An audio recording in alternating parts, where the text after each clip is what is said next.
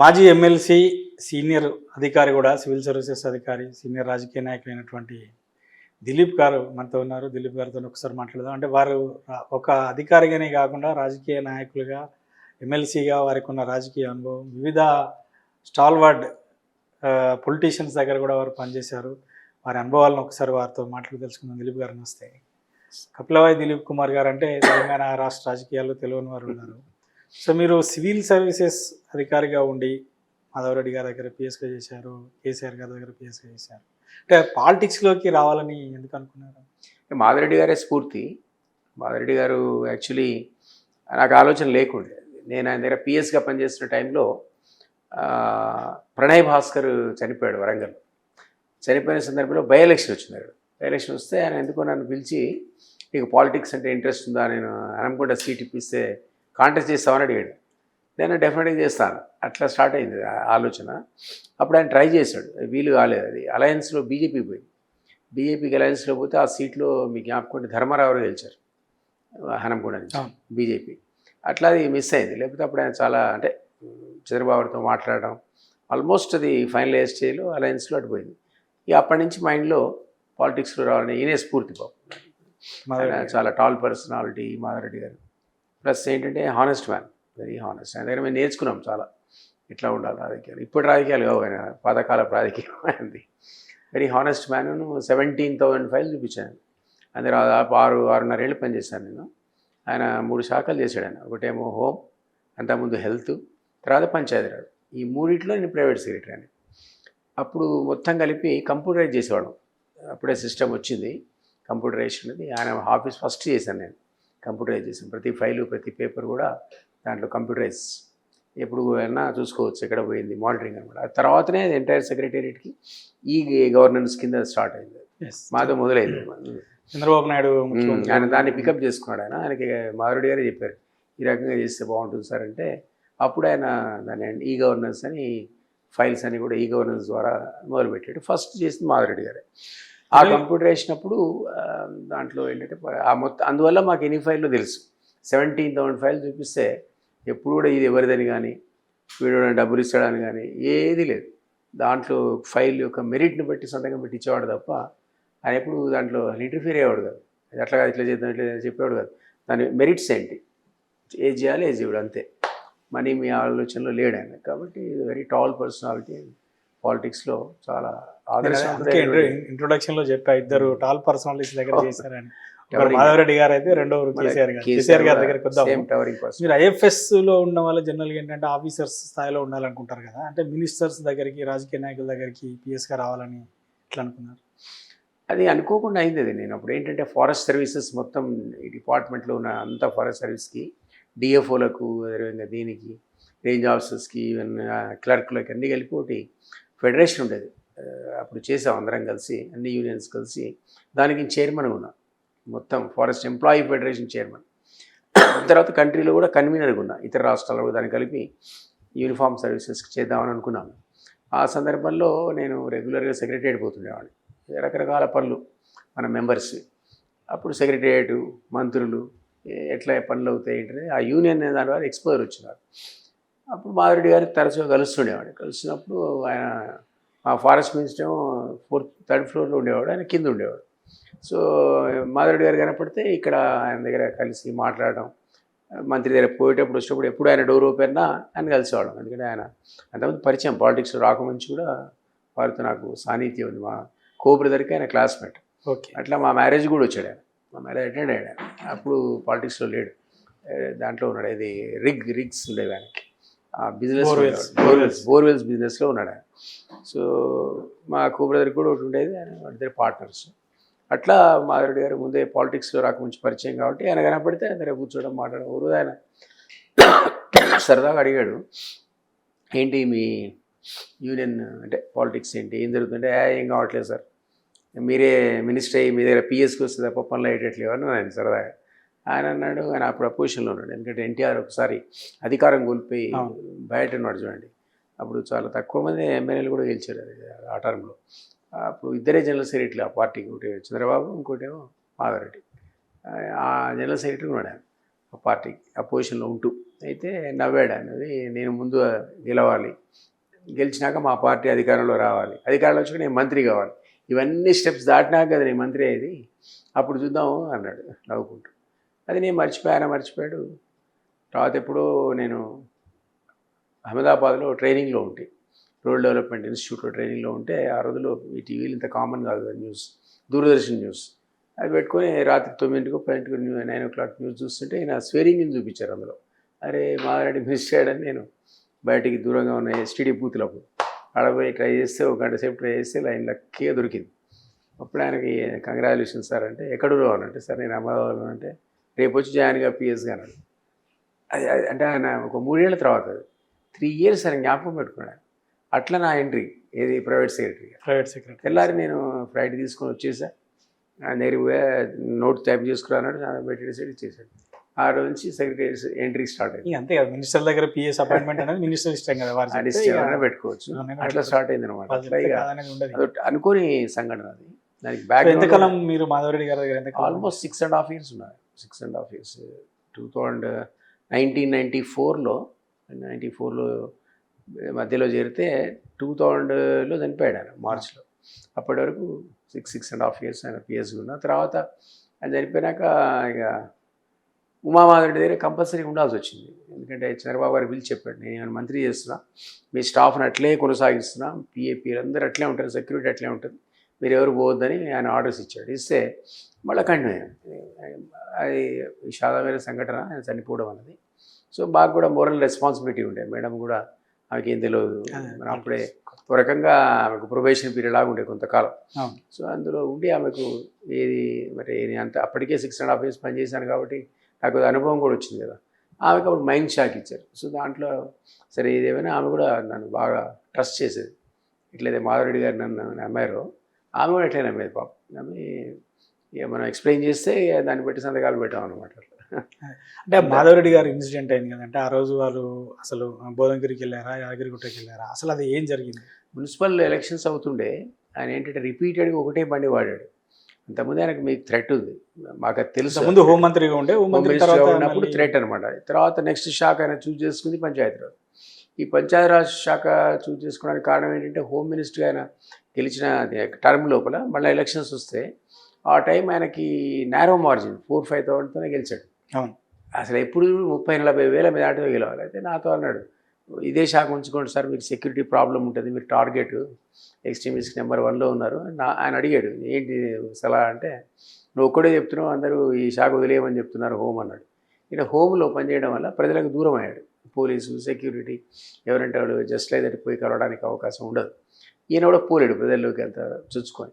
అందువల్ల ఇది వద్దు మనకు అని నేను అనుకున్నాను, నువ్వేమో అదే ఉంచుకోమంటే, థ్రెట్ ఉంది కదా సార్, థ్రెట్ ఉందంటే లేదు నాకు సీఎం చెప్పాడు, థ్రెట్ పర్సెప్షన్ ఉంది కాబట్టి సేమ్ సెక్యూరిటీ ఎక్కడ తగ్గకుండా అదే నీకు ఇస్తా అని చెప్పాడు, కాబట్టి మనం చూజ్ చేసుకోమన్నాడు శాఖ అని అన్నాడు. అప్పుడు ఆయన పంచాయతీరాజ్ రూరల్ డెవలప్మెంట్ ఆయనకి ఇంట్రెస్ట్ ఉండే, అంటే బాగా డెవలప్మెంట్ చేయొచ్చు, గ్రామాలకు చేశాడు కూడా పాపం. ఇది 1 yearలో చాలా వరకు చేశాడు. దాని గురించి ఆయన ఆ శాఖ తీసుకున్నాడు. సరే నేను కూడా కామ కూరుకున్నా, నేను అన్నది కరెక్ట్ అయింది. థ్రెట్ అనేది అంటే ఆ రోజు ఏం జరిగింది సార్? మీరు ఆ రోజు అదే నేను చెప్తున్నాను, మున్సిపల్ ఎన్నికల్లో పోయాడు ఆయన. ఆ మున్సిపల్ ఎలక్షన్స్ ప్రచారం చేసేటప్పుడు మేము జనరల్గా ఏంటంటే అఫీషియల్స్ తీసిపోకూడదు ఆ ఎన్నికల్లో పార్టిసిపేట్, ఎలక్షన్ కోడ్ ప్రకారం. అందుకని మమ్మల్ని వదిలేశాడు. అయితే మేము వాళ్ళ మీతో మాట్లాడేవాళ్ళం కాదు. పిఏపిఎస్లు అందరినీ వదిలేసి ఆయన ప్రచారానికి పోయి రిటర్న్ వస్తుండేవాడు. ఒక 1 week వరకు కాలీస్ అని కొత్త వెహికల్ వచ్చినావు. ఆ వెహికల్ మన గుత్తా సుఖేందర్ రెడ్డి ఇప్పుడు చైర్మన్ ఉన్నాడు కదా కౌన్సిల్, ఆయన కొనుక్కున్నాడు. తీసుకొచ్చి మారెడ్డి గారు చూపించాడు. అరే ఇది బాగుంది, వదిలే నేను దీనిలోనే పోతా అని. ఆ 1 week ఆయన అందులో పోవడం అనేది పెద్ద ప్రాబ్లం అయింది. యాక్చువల్లీ ఏంటంటే ఆయన వెహికల్స్ ఎప్పుడు కూడా 3 వెహికల్స్ సేమ్ నెంబర్తో ఉంటాయి. ఆ నెంబర్లో ఒకసారి ముందు ఉంటుంది, ఒకసారి ముందు ఉంటుంది. సిస్టమ్ అది సెక్యూరిటీ సిస్టమ్. ఆయన ఎందులో ఉన్నాడో మీరు బయట నుంచి గుర్తించలేదు, ఎందుకంటే టింటెడ్ గ్లాసెస్ ఉంటాయి, అది బుల్లెట్ ప్రూఫ్ ఉంటాయి. సో మీరు గుర్తించలేదు, అయినా కూడా ఏం కాదు, ల్యాండ్ మైన్ ప్రూఫ్ అది. అది అన్ఫార్చునేట్లీ ఎప్పుడైతే కాలేజ్ చూస్ చేసుకున్నాడో ఆ ఎలక్షన్స్ కంప్లీట్ చేసుకొని లాస్ట్ డే అది మిర్యాలగూడ నుంచి స్ట్రైట్ అవే భువనగిరి ఎలక్షన్స్లో పార్టిసిపేట్ అయ్యాడు. అక్కడి నుంచి 5 అయిన తర్వాత ఎలక్షన్ కోడ్ ప్రకారం క్లోజ్ అయ్యేది కదా, గుట్టకు పోయి వచ్చాడు ఆయన. యాదగిరిగుట్ట పోయి రిటర్న్ జర్నీలో ఉన్నాడు అనమాట. ఆ రిటర్న్ జర్నీలో దాదాపు ఎప్పుడో 9 అయినట్టుంది నైట్. ఆ టైంలో వీళ్ళు ముందే చూసారు ఈ కాలేజ్ వెహికల్. గట్కేసర్ దగ్గర ఒక కొత్త బ్రిడ్జ్ ఫామ్ చేశారు ఆ రోజుల్లో. అది ఇంకా ఇనాగ్రేట్ కాలే, కానీ వెహికల్స్ రైల్వే ట్రాక్ మీదకి వెళ్ళి దాన్ని అలౌ చేస్తున్నారు వెహికల్స్ని. ఈయన దాన్ని వాడుతున్నాడు, అది కూడా అబ్జర్వ్ చేశారు వాళ్ళు రెగ్యులర్గా దాని మీద రావడం అనేది. సో ఆ రోజు వాళ్ళు ల్యాండ్ మైన్ పెట్టి ఎక్కి చేసుకున్నారు, ముందే రిహార్సల్ చేసుకున్నారు. 2-3 సార్లు పోయి వచ్చాడు కదా అదే రూట్లో. అండ్ ఇది కనపడుతుంటుంది మీకు క్లియర్గా వెహికల్ క్వాలిటీస్ ఇటు అటు.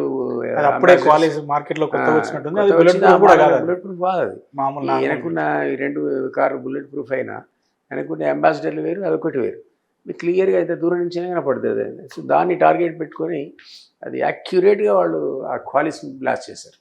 అది పటేల్ సుధాకర్ రెడ్డి పేరు ఆ రోజుల్లో వినపడేది, అతనే చేశాడు. తర్వాత ఎన్కౌంటర్ చనిపోయాడు అతను. అయితే అది ఎవరు ఎక్స్పెక్ట్ చేయలేదు, ఎందుకంటే నైట్ టైంలో ల్యాండ్ మైన్ బ్లాస్ట్ చేయడం అనేది ఎక్స్ట్రీమిస్ట్లో ఫస్ట్ టైం. అది అక్యురేట్ ప్రెసిషన్తో చేశారు. దూరం నుంచి వైర్తో కనెక్షన్ చేసుకొని ఓ మనిషి కూర్చొని, అప్పుడు మొబైల్ అప్పుడే వచ్చాయి. ఆడు యారిగుట్లో ఆయన బయలుదేరాడు, ఇన్ని గంటల్లో వస్తాడని ఒకటి చెప్పడం, ఇగో పలానా టైం ప్లేస్ దాటాడు, ఇగో వస్తున్నాడని చెప్పడం, అట్లా కమ్యూనికేషన్ ఉండే వాళ్ళ మధ్య ఆ కొత్తగా వచ్చిన మొబైల్స్లో. సో ఆ మొబైల్స్ ద్వారా మొత్తం సమాచారం మినిట్ టు మినిట్ వాళ్ళకి రావడం, దాన్ని ప్లాన్ చేశారు. పక్కా ప్లాన్ చేశారు. చాలా ఆశ్చర్యం ఆ రోజుల్లో. అంటే నాకు తెలిసి అంటే ఒక మంత్రి స్థాయి వ్యక్తిని నక్సలైట్లు అట్లా అంటే ల్యాండ్ మైన్ పెట్టి పిలిచడం అదే ఫస్ట్ ఇన్సిడెంట్ అనుకుంటా కదా. అంతకుముందు జరిగినాయి ఎమ్మెల్యేలు వాళ్ళు చేశారనుకోండి. మన దేవరకొండ ప్రాజ్ఞా నాయక్, అది మాధవరెడ్డి గారి ఇన్సిడెంట్ తర్వాత పురుషోత్తమరావు ముందు అంటున్నారా, ముందు పురుషోత్తమరావు చనిపోయాడు అంతకుముందు. ఇప్పుడున్న హరీష్ అని బీజేపీ ఎమ్మెల్యే వాళ్ళ ఫాదర్ పురుషోత్తమరావు కూడా తర్వాత ఈయన మన క్యాబినెట్ మినిస్టర్ స్థాయి వాళ్ళని చేయలేదు. శ్రీధర్ వాళ్ళ ఫాదర్ కూడా మాజీ స్పీకర్ ఉండి అతను కూడా చంపారు. ఇట్లా కొంతమంది విఐపీలు ఆ రోజుల్లో చనిపోయిన మాట వాస్తవమే, కానీ ఒక మంత్రి స్థాయిలో అంత పెద్ద నేత, ఇది టాల్ లీడర్, వర్చువల్లీ ఆయన నెంబర్ 2 ఇన్ ద క్యాబినెట్ ఉండే. అది చాలా పకడ్బందీగా చంద్రబాబు నాయుడు క్యాబినెట్ లో చంద్రబాబు గారు మాధవరెడ్డి అనేవాళ్ళు తెలంగాణ ప్రాంతంలో ఆయన రాబోయే ముఖ్యమంత్రి ఒక ప్రచారంగా ఉండే ఆయన మీద. ఆ స్థాయిలో ఉన్న నాయకుడిని అది చాలా సెన్సేషనల్ మర్డర్ అది బ్లాస్ట్. సో దాంతో మాకు ఇక్కడే కూర్చోన్నా, ఇక్కడే నాకు ఫోన్ వచ్చింది.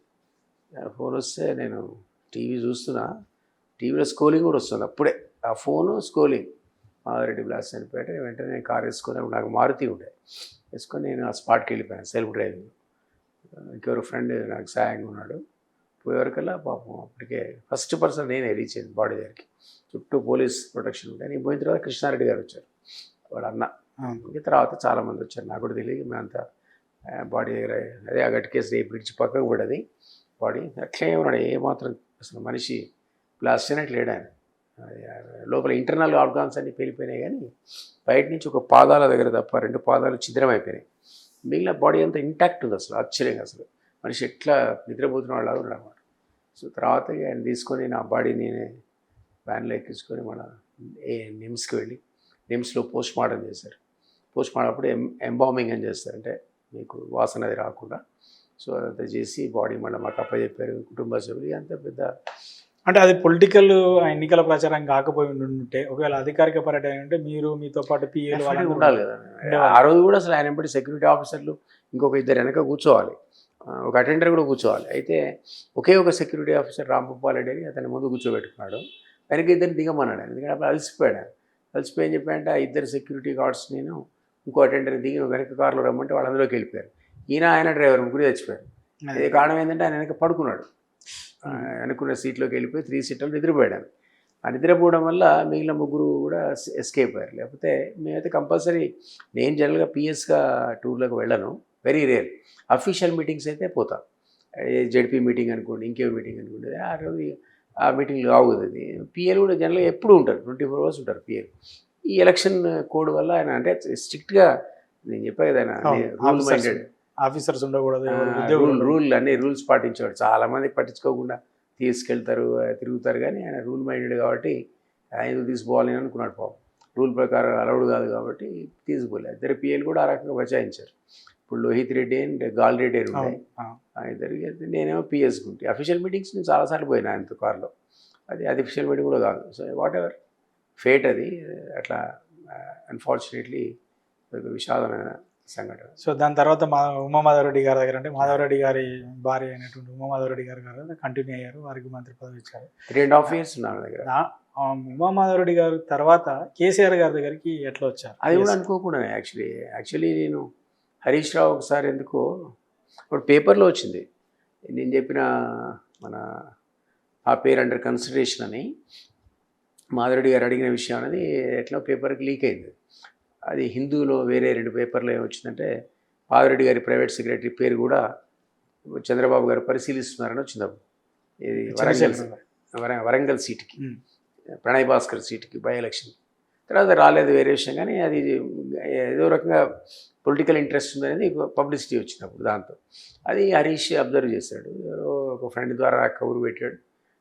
ఇద్దరం కలిసి ఒక హోటల్లో కలుసుకున్నాం. మీకు పొలిటికల్ ఇంట్రెస్ట్ ఉంది కదా అన్న, మీరు రావచ్చు కదా, రిజైన్ చేసి రావచ్చు కదా అంటే, నేను అప్పుడు వాళ్ళు లోకల్ బాడీలో కన్సిడరబుల్ నెంబర్ ఆఫ్ సీట్స్ గెలిచారు. అప్పుడు ఎస్టాబ్లిష్ అవుతుంది. ఇంకోటి 69 యాజిటేషన్లో నేను పార్టిసిపేట్ అయ్యాను. 10th క్లాస్లో ఉంటుంది. రోజు స్కూళ్ళు కాలేజీలు బాయ్కాట్, మాకు 1 year లాస్ అయ్యేది ఎడ్యుకేషన్. సో మాకు ఆ స్పిరిట్ ఉండే, ఇది తెలంగాణ కావాలి మనం అందులో, అంటే ఒక ఆవేశం, ఒక కోరిక తెలంగాణ రావాలనేటువంటి మనకు ఉండేది. 69 యాజిటేషన్లో అరెస్ట్ కావడం వల్ల అది బాగా ఉండేది. అండ్ పృథ్వీ అని ఇప్పుడు ఒక జర్నలిస్ట్ ఉంటారు కదా, పృథ్వీ ఇప్పుడు ఫాదర్ సంగమరెడ్డి సత్యనారాయణ గారు, నేను అప్పుడు స్టూడెంట్ యూనియన్లో ఇంటర్మీడియట్కి వచ్చేవరకల్లా తెలంగాణ ప్రజాసమితి ఎన్నికలు వచ్చాయి. 69లో ఉద్యమం ఫాలోడ్ బై టీపీఎస్ ఎలక్షన్స్. అందులో 10 మంది ఎంపీలు గెలిచారు. అందులో ఒకడు మా దగ్గర ఎస్బి గిరి అని ఆయన కాంటాక్ట్ చేశాడు. ఆ ప్రచారానికి మన సత్యనారాయణ గారు నన్ను తీసుకెళ్ళేవాడు. మా ఫాదర్ని అడిగి, అప్పుడు intermediate first year second year ఉన్నాను నేను. డైలీ మేము నాతో మాట్లాడించిన తర్వాత తను మాట్లాడేవాడు. అట్లా 100 మీటింగ్లో నేను తెలంగాణ స్పీచ్లు ఇచ్చాను. అదొక ఇన్స్పిరేషన్, బ్రెడ్లో ఇంబైబ్ అయిపోయింది అనుకోవాలి. ఇవన్నిటి కారణాల వల్ల ఈ తెలంగాణ మూమెంట్ మళ్ళీ లేవటాన్ని నేను అబ్జర్వ్ చేశా. లోకల్ వాడేలో కన్స్యూమర్ నెంబర్ ఆఫ్ సీట్స్ రావడం తెలిసింది. అరే ఇది మళ్ళా పుంజుకుంటుందని, మన వంతు కూడా ఏమైనా చేయాలనేటువంటిది అప్పుడే స్టార్ట్ అయింది. అనుకోకుండా హరీష్ పిలిచాడు. సరే నేను మీరు ఎక్కడ అనుకుంటున్నారంటే హనుమకొండ నుంచి కాంటాక్ట్ చేద్దాం అనుకుంటున్నా అని చెప్తే, సరే మీకు తీసుకుపోతే పండడానికి కేసీఆర్ తీసుకెళ్ళాడు. కేసీఆర్ నీకు హనుమకొండ అడుగుతున్నాడు అంటే ముందే హరీష్ చెప్పుకుంటాడు కదా, 100% నీకు సీట్ ఇస్తాను, రిజైన్ చేసి రాపోన్నాడు. అంటే నేను విదిన్ 15 days రిజిగ్నేషన్ చేసి పడేసి ఆర్డర్ తీసుకొని పోయి ఇచ్చాను. ఇచ్చేస్తే నువ్వు పోయి వర్క్ చేసుకోపో అని చెప్పేశాడు. అప్పుడు ఎవరిని పట్టించుకోకుండా నేను అధ్యక్షుడు, నాకు అప్పుడు నిజంగా ప్రోటోకాల్ తెలియదు. ఇంత పాలిటిక్స్లో మాధవరెడ్డి గారితో అనుభవం ఉన్నా, ప్రోటోకాల్ ప్రకారం మీరు జిల్లా నాయకులతో పోవాలా, కలవాలా, వాళ్ళ పర్మిషన్ తీసుకోవాలా, అప్పుడు ఎంటర్ కావాలి. వాళ్ళు పట్టించుకోకుండా నా పని నేను చేసుకుంటూ పోయాను. 2 నెలలు వెరీ పాపులర్ అయిపోయాయి అప్పటికే. 2 months చాలా వెరీగా కనెక్షన్స్ అక్కడే పుట్టాం. అక్కడే నేను చదువుకునేటప్పుడు పీడిఎస్యూ ప్రెసిడెంట్. దిలీప్ కాంటాక్ట్ చేస్తున్నాడంటే వాతావరణం ఏర్పడేది. అరే దిలీప్ వస్తున్నాడు. దాన్ని చాలామంది స్థానిక నాయకులు తట్టుకోలేకపోయారు. తట్టుకోలేక వాళ్ళు అందరూ కలిసి 25 మంది అప్లికేషన్ పెట్టారు. 24 మంది సంతకం పెట్టారు ఒకటే కాగితం మీద. ఈయనకు తప్ప ఎవరికి ఇచ్చినా కానీ పర్లేదని. అంటే అంత కంపల్సరీ నేను గెలుస్తానటువంటిది టాక్ వచ్చింది. నేను కలవట్లేదు కాబట్టి అక్కడ కోపం కూడా వచ్చింది. సరే అది తర్వాత తెలిసింది నాకు, వీళ్ళంతా ప్రతి ఒక్కడికి చెప్పాడు నీకే సీట్ అని. సంతకం పెట్టిన ప్రతి ఒక్కడికి నీకే పోవాలనుకున్న సీట్ నువ్వు వర్క్ చేసుకోపో అన్నాడట. అట్లా అది నేచర్, అది కేసీఆర్ అందరినీ చీట్ చేస్తారు. మీరు రిజైన్ చేసి వచ్చారు, వచ్చిన తర్వాత సరే టీఆర్ఎస్ పెట్టినాక కూడా రిజైన్ చేసి టీఆర్ఎస్లో చేరారు. కానీ మళ్ళీ కేసీఆర్ గారి దగ్గర పిఎస్కి ఎట్లా అంటే 2004 ఎన్నికల్లో కాంగ్రెస్తో అలయన్స్లో గెలిచినప్పుడు వారు కేంద్ర మంత్రి అయ్యారు. అప్పుడు ఏమైందంటే నాకు ఇక రాలేదు సీటు, ఇవ్వలేదు అనుకున్న పద్ధతిలో ఆయన ఇవ్వలేదు. నేను పోయి కొట్లాడిన ఆయనతో, ఇంటి దగ్గర 2-3 సార్లు ఆర్గ్యుమెంట్ అయింది. ఎందుకు ఇవ్వలేదంటే ఆయన దొరికేవాడు కాదు అసలు. మనకు బీఫార్లు ఇచ్చినప్పుడు దొరకలేదు, అడుగుదామంటే హరీష్ కూడా స్విచ్ ఆఫ్ పెట్టేవాడు. స్విచ్ ఆఫ్ బీఫార్లు ఇచ్చే టైంలో హరీష్ ఫోన్ కూడా స్విచ్ ఆఫ్. ఇక ఆ తర్వాత ఎక్కడో ఇంట్లో పట్టుకుంటే అడిగితే లేదు మాది పొరపాటు అయింది, నువ్వు ఒకసారి ఢిల్లీకి రా అన్నాడు. ఆయనతో పాటు నేను ఢిల్లీకి వెళ్ళినప్పుడు అప్పుడు ఆయన క్యాబినెట్లో, ఇక అప్పుడు అదంతా నాకు నేను ప్రత్యక్ష సాక్షి. ఆ టైంలో 2 మంత్రులు, మన నరేంద్ర గారు, కేసీఆర్ గారు, ఆ 2 మంత్రుల సందర్భంలో ఒక resolution, Telangana will be considered due కోర్స్లో మన దగ్గర ఉన్న పార్టీలు ఉంటాయి కదా, UPI 1లో ఉన్నటువంటి అందరితో సంప్రదించిన తర్వాత తెలంగాణ ఫామ్ చేస్తామనేటువంటి సెంటెన్స్ ఆ అజెండాలో యాడ్ చేశారు. UPI అజెండాలో అది యాడ్ చేసిన తర్వాత ఈయన మంత్రివర్గంలో చేరాడు. చేరిన సందర్భంలో ఇవాళ ఆయన పోయి ప్రమాణ స్వీకారం చేశాడు. సాయంత్రం అందరం కూర్చున్నప్పుడు ఇట్లే అందరితో కూర్చున్నాం. అప్పుడు ఆయన డాక్టర్ భాగ్యారెడ్డి అని ఉంటాడు. ఆయన అన్నాడు, వేరే పిఎస్ ఎందుకు మీకు, దిలీప్ కుమారే ఉండగా ఆయనే పెట్టుకోపోయినావా అన్నాడు. అని కరెక్ట్, దిలీప్ చాలా అనుభవం ఉంది అని, దిలీప్ నువ్వు ఆర్డర్ తెచ్చుకోపో, సంతకం పెడతా, నువ్వే పిఎస్ ఉన్నాడు. అప్పుడు నేను మళ్ళీ పోయి అని అది ఆర్డర్ తయారు చేసుకొని వచ్చి సంతకం పెట్టేశాడు. ఐ కెన్ రీజాయిన్, యాక్చువల్లీ సర్వీస్లో ఆ ప్రొవిజన్ ఉంది. ఆ ప్రొవిజన్ వాడుకొని నేను రీజాయిన్ అయిపోయా సెంట్రల్ సర్వీస్లో. అక్కడ సెంట్రల్ సర్వీస్ స్టార్ట్ అయింది. దాదాపు ఎంతకాలం కేసీఆర్ గారు కేంద్ర మంత్రి ఆల్మోస్ట్ ఆయన దగ్గర కూడా 3.5 4 years ఉన్నారు. 4 years అట్లా పిఎస్ మళ్ళీ ఇక్కడి నుంచి బ్యాక్ పాలిటిక్స్లో ఒక 6 నెలలు తిరిగిన తర్వాత మళ్ళీ అధికారిగా 4 years పనిచేసే ఛాన్స్ కేసీఆర్ దగ్గర వచ్చింది. అది కూడా ఇదేమో స్టేట్ గవర్నమెంట్, అది సెంట్రల్ గవర్నమెంట్, అది కొత్త ఎక్స్పోజర్. అది కూడా మంచి అంటే కేసీఆర్ గారి స్టైల్ వర్క్ ఎట్లా ఉండదు మంత్రిగా, ఒక పొలిటీషియన్ కావచ్చు, ఒక మంత్రి కావచ్చు, అప్పుడు కేంద్ర మంత్రిగా ఉన్న టైంలో అంటే వారి టార్గెట్ అంతా, అంటే వారి ఆలోచన కానీ లక్ష్యం కానీ తెలంగాణ రాష్ట్రం ఏర్పాటు కావాలనేది ఉండేదా, లేదా పరిపాలన మీద మంత్రిగా దాని మీద ఏమైనా కాన్సన్ట్రేట్ చేసేవాళ్ళు? మంత్రిగా ఆయన పట్టించుకున్నాడు కదా శాఖని. ఆయన మెయిన్ ఆబ్జెక్టివ్ తెలంగాణ కిందనే ఉండేది. వచ్చేవాళ్ళు పోయేవాళ్ళతో రోజు తెలంగాణ చర్చలు, వస్తే ఇరిగేషన్ ప్రాజెక్ట్ ఏం పెట్టాలా, లేకపోతే ఇంకేం పెట్టుకోవాలా, ఆ ఇరిగేషన్లో ఏ ప్రాజెక్టులు కట్టాలా, ఇట్లాంటివే తప్ప ఆయన ఎప్పుడు కూడా వేరే శాఖ పరంగా మహా అయితే ఒకసారి 2 సార్లు వచ్చేవాడు ఆఫీస్కి. అంతా నా మీద వదిలేశాడు ఆయన. దానికి వర్చువల్లీ ఒక 3.5 years నేనే కేంద్రంలో లేబర్ మినిస్టర్. అట్లా ఉండే. అంటే అన్నీ పవర్ ఆఫ్ అటార్నీ లాగా ఎవరు అడిగినా, ఎంత పెద్దోడు అడిగినా ఆఫీస్లో దిలీప్ ఉంటాడు మాట్లాడండి అని అందరినీ నా దగ్గరికి పంపేవాడు. అప్పుడు మాధురెడ్డి గారు రాసేవాడు, ప్రతి పేపర్ మీరు ఇచ్చిన దిలీప్ అంటే అందరు నా దగ్గరికి వచ్చేవాడు. ఈయనంతే దిలీప్ అని రాసాడు, ఈయన పంపేవాడు. ఎవరైనా కలిస్తే కలవడమే కష్టం కేసీఆర్, ఆయన అందరినీ కలిసేవాడు, ఈయన అందరినీ కలవాడు. రేరుకి కలిస్తే దిలీప్ అని రాసి పంపేవాడు, ఈయన కూడా అదే పద్ధతి. సో అట్లా ఆఫీస్ అంతా నేనే చూసుకునేవాడిని వర్చువల్లీ. అదొక అనుభవం అది, ఎందుకంటే ఎంత పెద్ద శాఖ అది, కార్మిక శాఖ. ఆ రోజుల్లో స్కిల్ అందులోనే ఉంది, ట్రైనింగ్ అందులోనే ఉంది, ఇంకోటి ఓవర్సీస్ అఫైర్స్ అని ఇమిగ్రేషన్ అందులో ఉంది. ఇవన్నీ కూడా నేను మొత్తం చూడాల్సి వచ్చేది. ఆయన ఫుల్ పవర్ ఇచ్చాడు నాకు పాపం. ఈ మాట కామాట కానీ ఆయన అన్నట్టు కూడా ట్రస్ట్ చేశాడు. ఎట్లయితే మాధురెడ్డి గారు ఉమారెడ్డి అమ్మారో కేసీఆర్ కూడా అంతే. ఆ శాఖాపరమైనటువంటి ఏ విధమైన ఫైల్ వచ్చినా టోటల్ ట్రస్ట్. దిలీప్ ఏది చెప్పినా కరెక్ట్ చెప్తాడని అనుకుంటా దన్న సంతకాలు పెట్టాడు.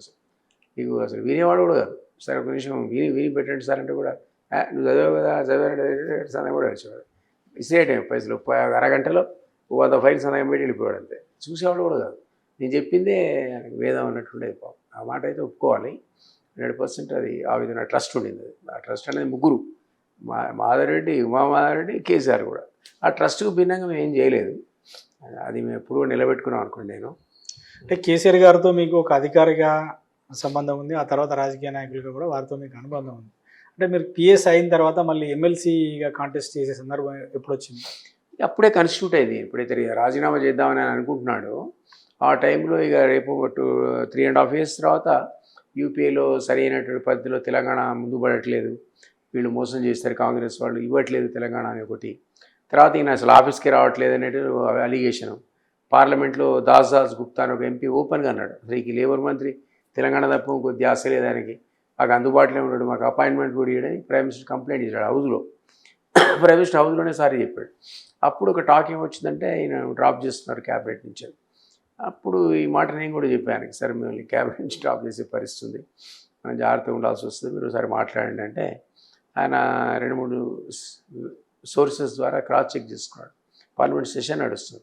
సెషన్ అయిన తర్వాత మార్పు తప్పదంటే అయితే శాఖ మార్పు లేదా డ్రాప్ చేయడం. ఇది ఆయన కొంచెం అంటే అప్పటికి ఇంకా తెలంగాణ ముందు పడలే, నడుస్తూనే ఉంది డిస్కషన్స్ అని ఇదని అదని.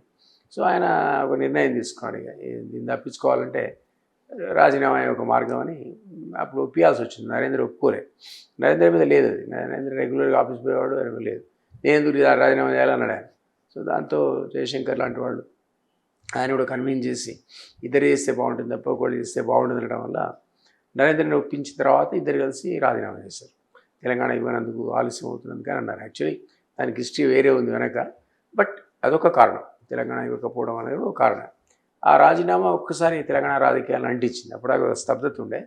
ఆయన రాజీనామా మళ్ళీ ఇక్కడికి వచ్చి ఎంపీగా కాంగ్రెస్తో కలిసి పోటీ చేయడం, కాంగ్రెస్తో పాటు కలిసి అక్కడ కేంద్రంలో కావచ్చు ఇక్కడ రాష్ట్రంలో కూడా మంత్రి పదవులు షేర్ చేసుకోవడం వల్ల కొంత స్తబ్దత వచ్చినప్పుడు డెఫినెట్లీ అక్కడ అధికారంలో ఉన్నాం, ఇక్కడ అధికారంలో ఉన్నాం, వీళ్ళు అది ఎంజాయ్ చేస్తున్నారు, తెలంగాణ మర్చిపోయినటువంటి ఒక టాక్ కూడా ఉండే.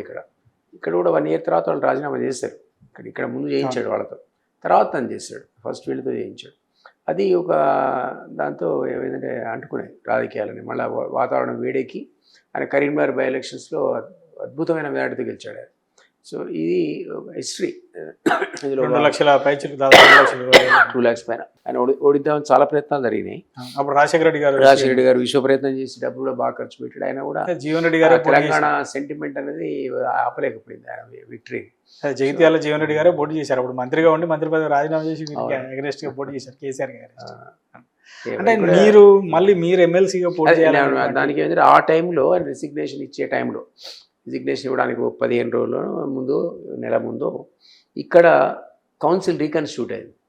లెజిస్లేటివ్ ఆ కాంటెస్ట్లో మాడుతున్నాం కదా, అక్కడ రీకన్స్టిట్యూట్ అయినప్పుడు ఈయన హైదరాబాద్ వెళ్ళిపోయాడు రిజైన్ చేసినాక.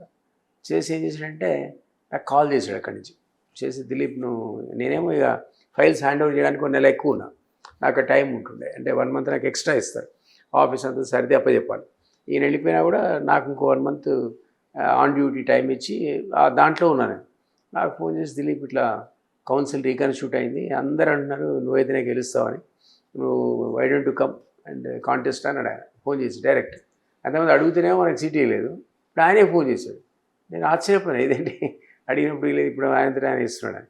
సరే సార్ నేను వస్తున్నాను, నేను ఫోన్ కింద పెట్టినాక నాకు జయశంకర్ సార్ ఫోన్ చేశాడు. చేసి నేను ఉన్నా అక్కడ, నేనే చెప్పాను అంతకుముందు మీరు అనుకోండి ఇస్తానని, ఆయనకు అన్యాయం చేశారు, ఈసారి ఈ గ్రాడ్యుయేట్ కాన్స్టిట్యున్సీ అయితే దిలీప్ కరెక్ట్ సూట్ అవుతాడు నేను చెప్తే అప్పుడు నీకు ఫోన్ చేశాడు అంటే థ్యాంక్స్ సార్ అని చెప్పి. జయశంకర్ గారు ఆఫ్ ఆర్ క్లాస్మేట్స్, ముందు నుంచి కూడా వారితో పరిచయం ఉంది. చేరే ముందు కూడా ఆయన సంప్రదించిన ఆయన చేరాడు.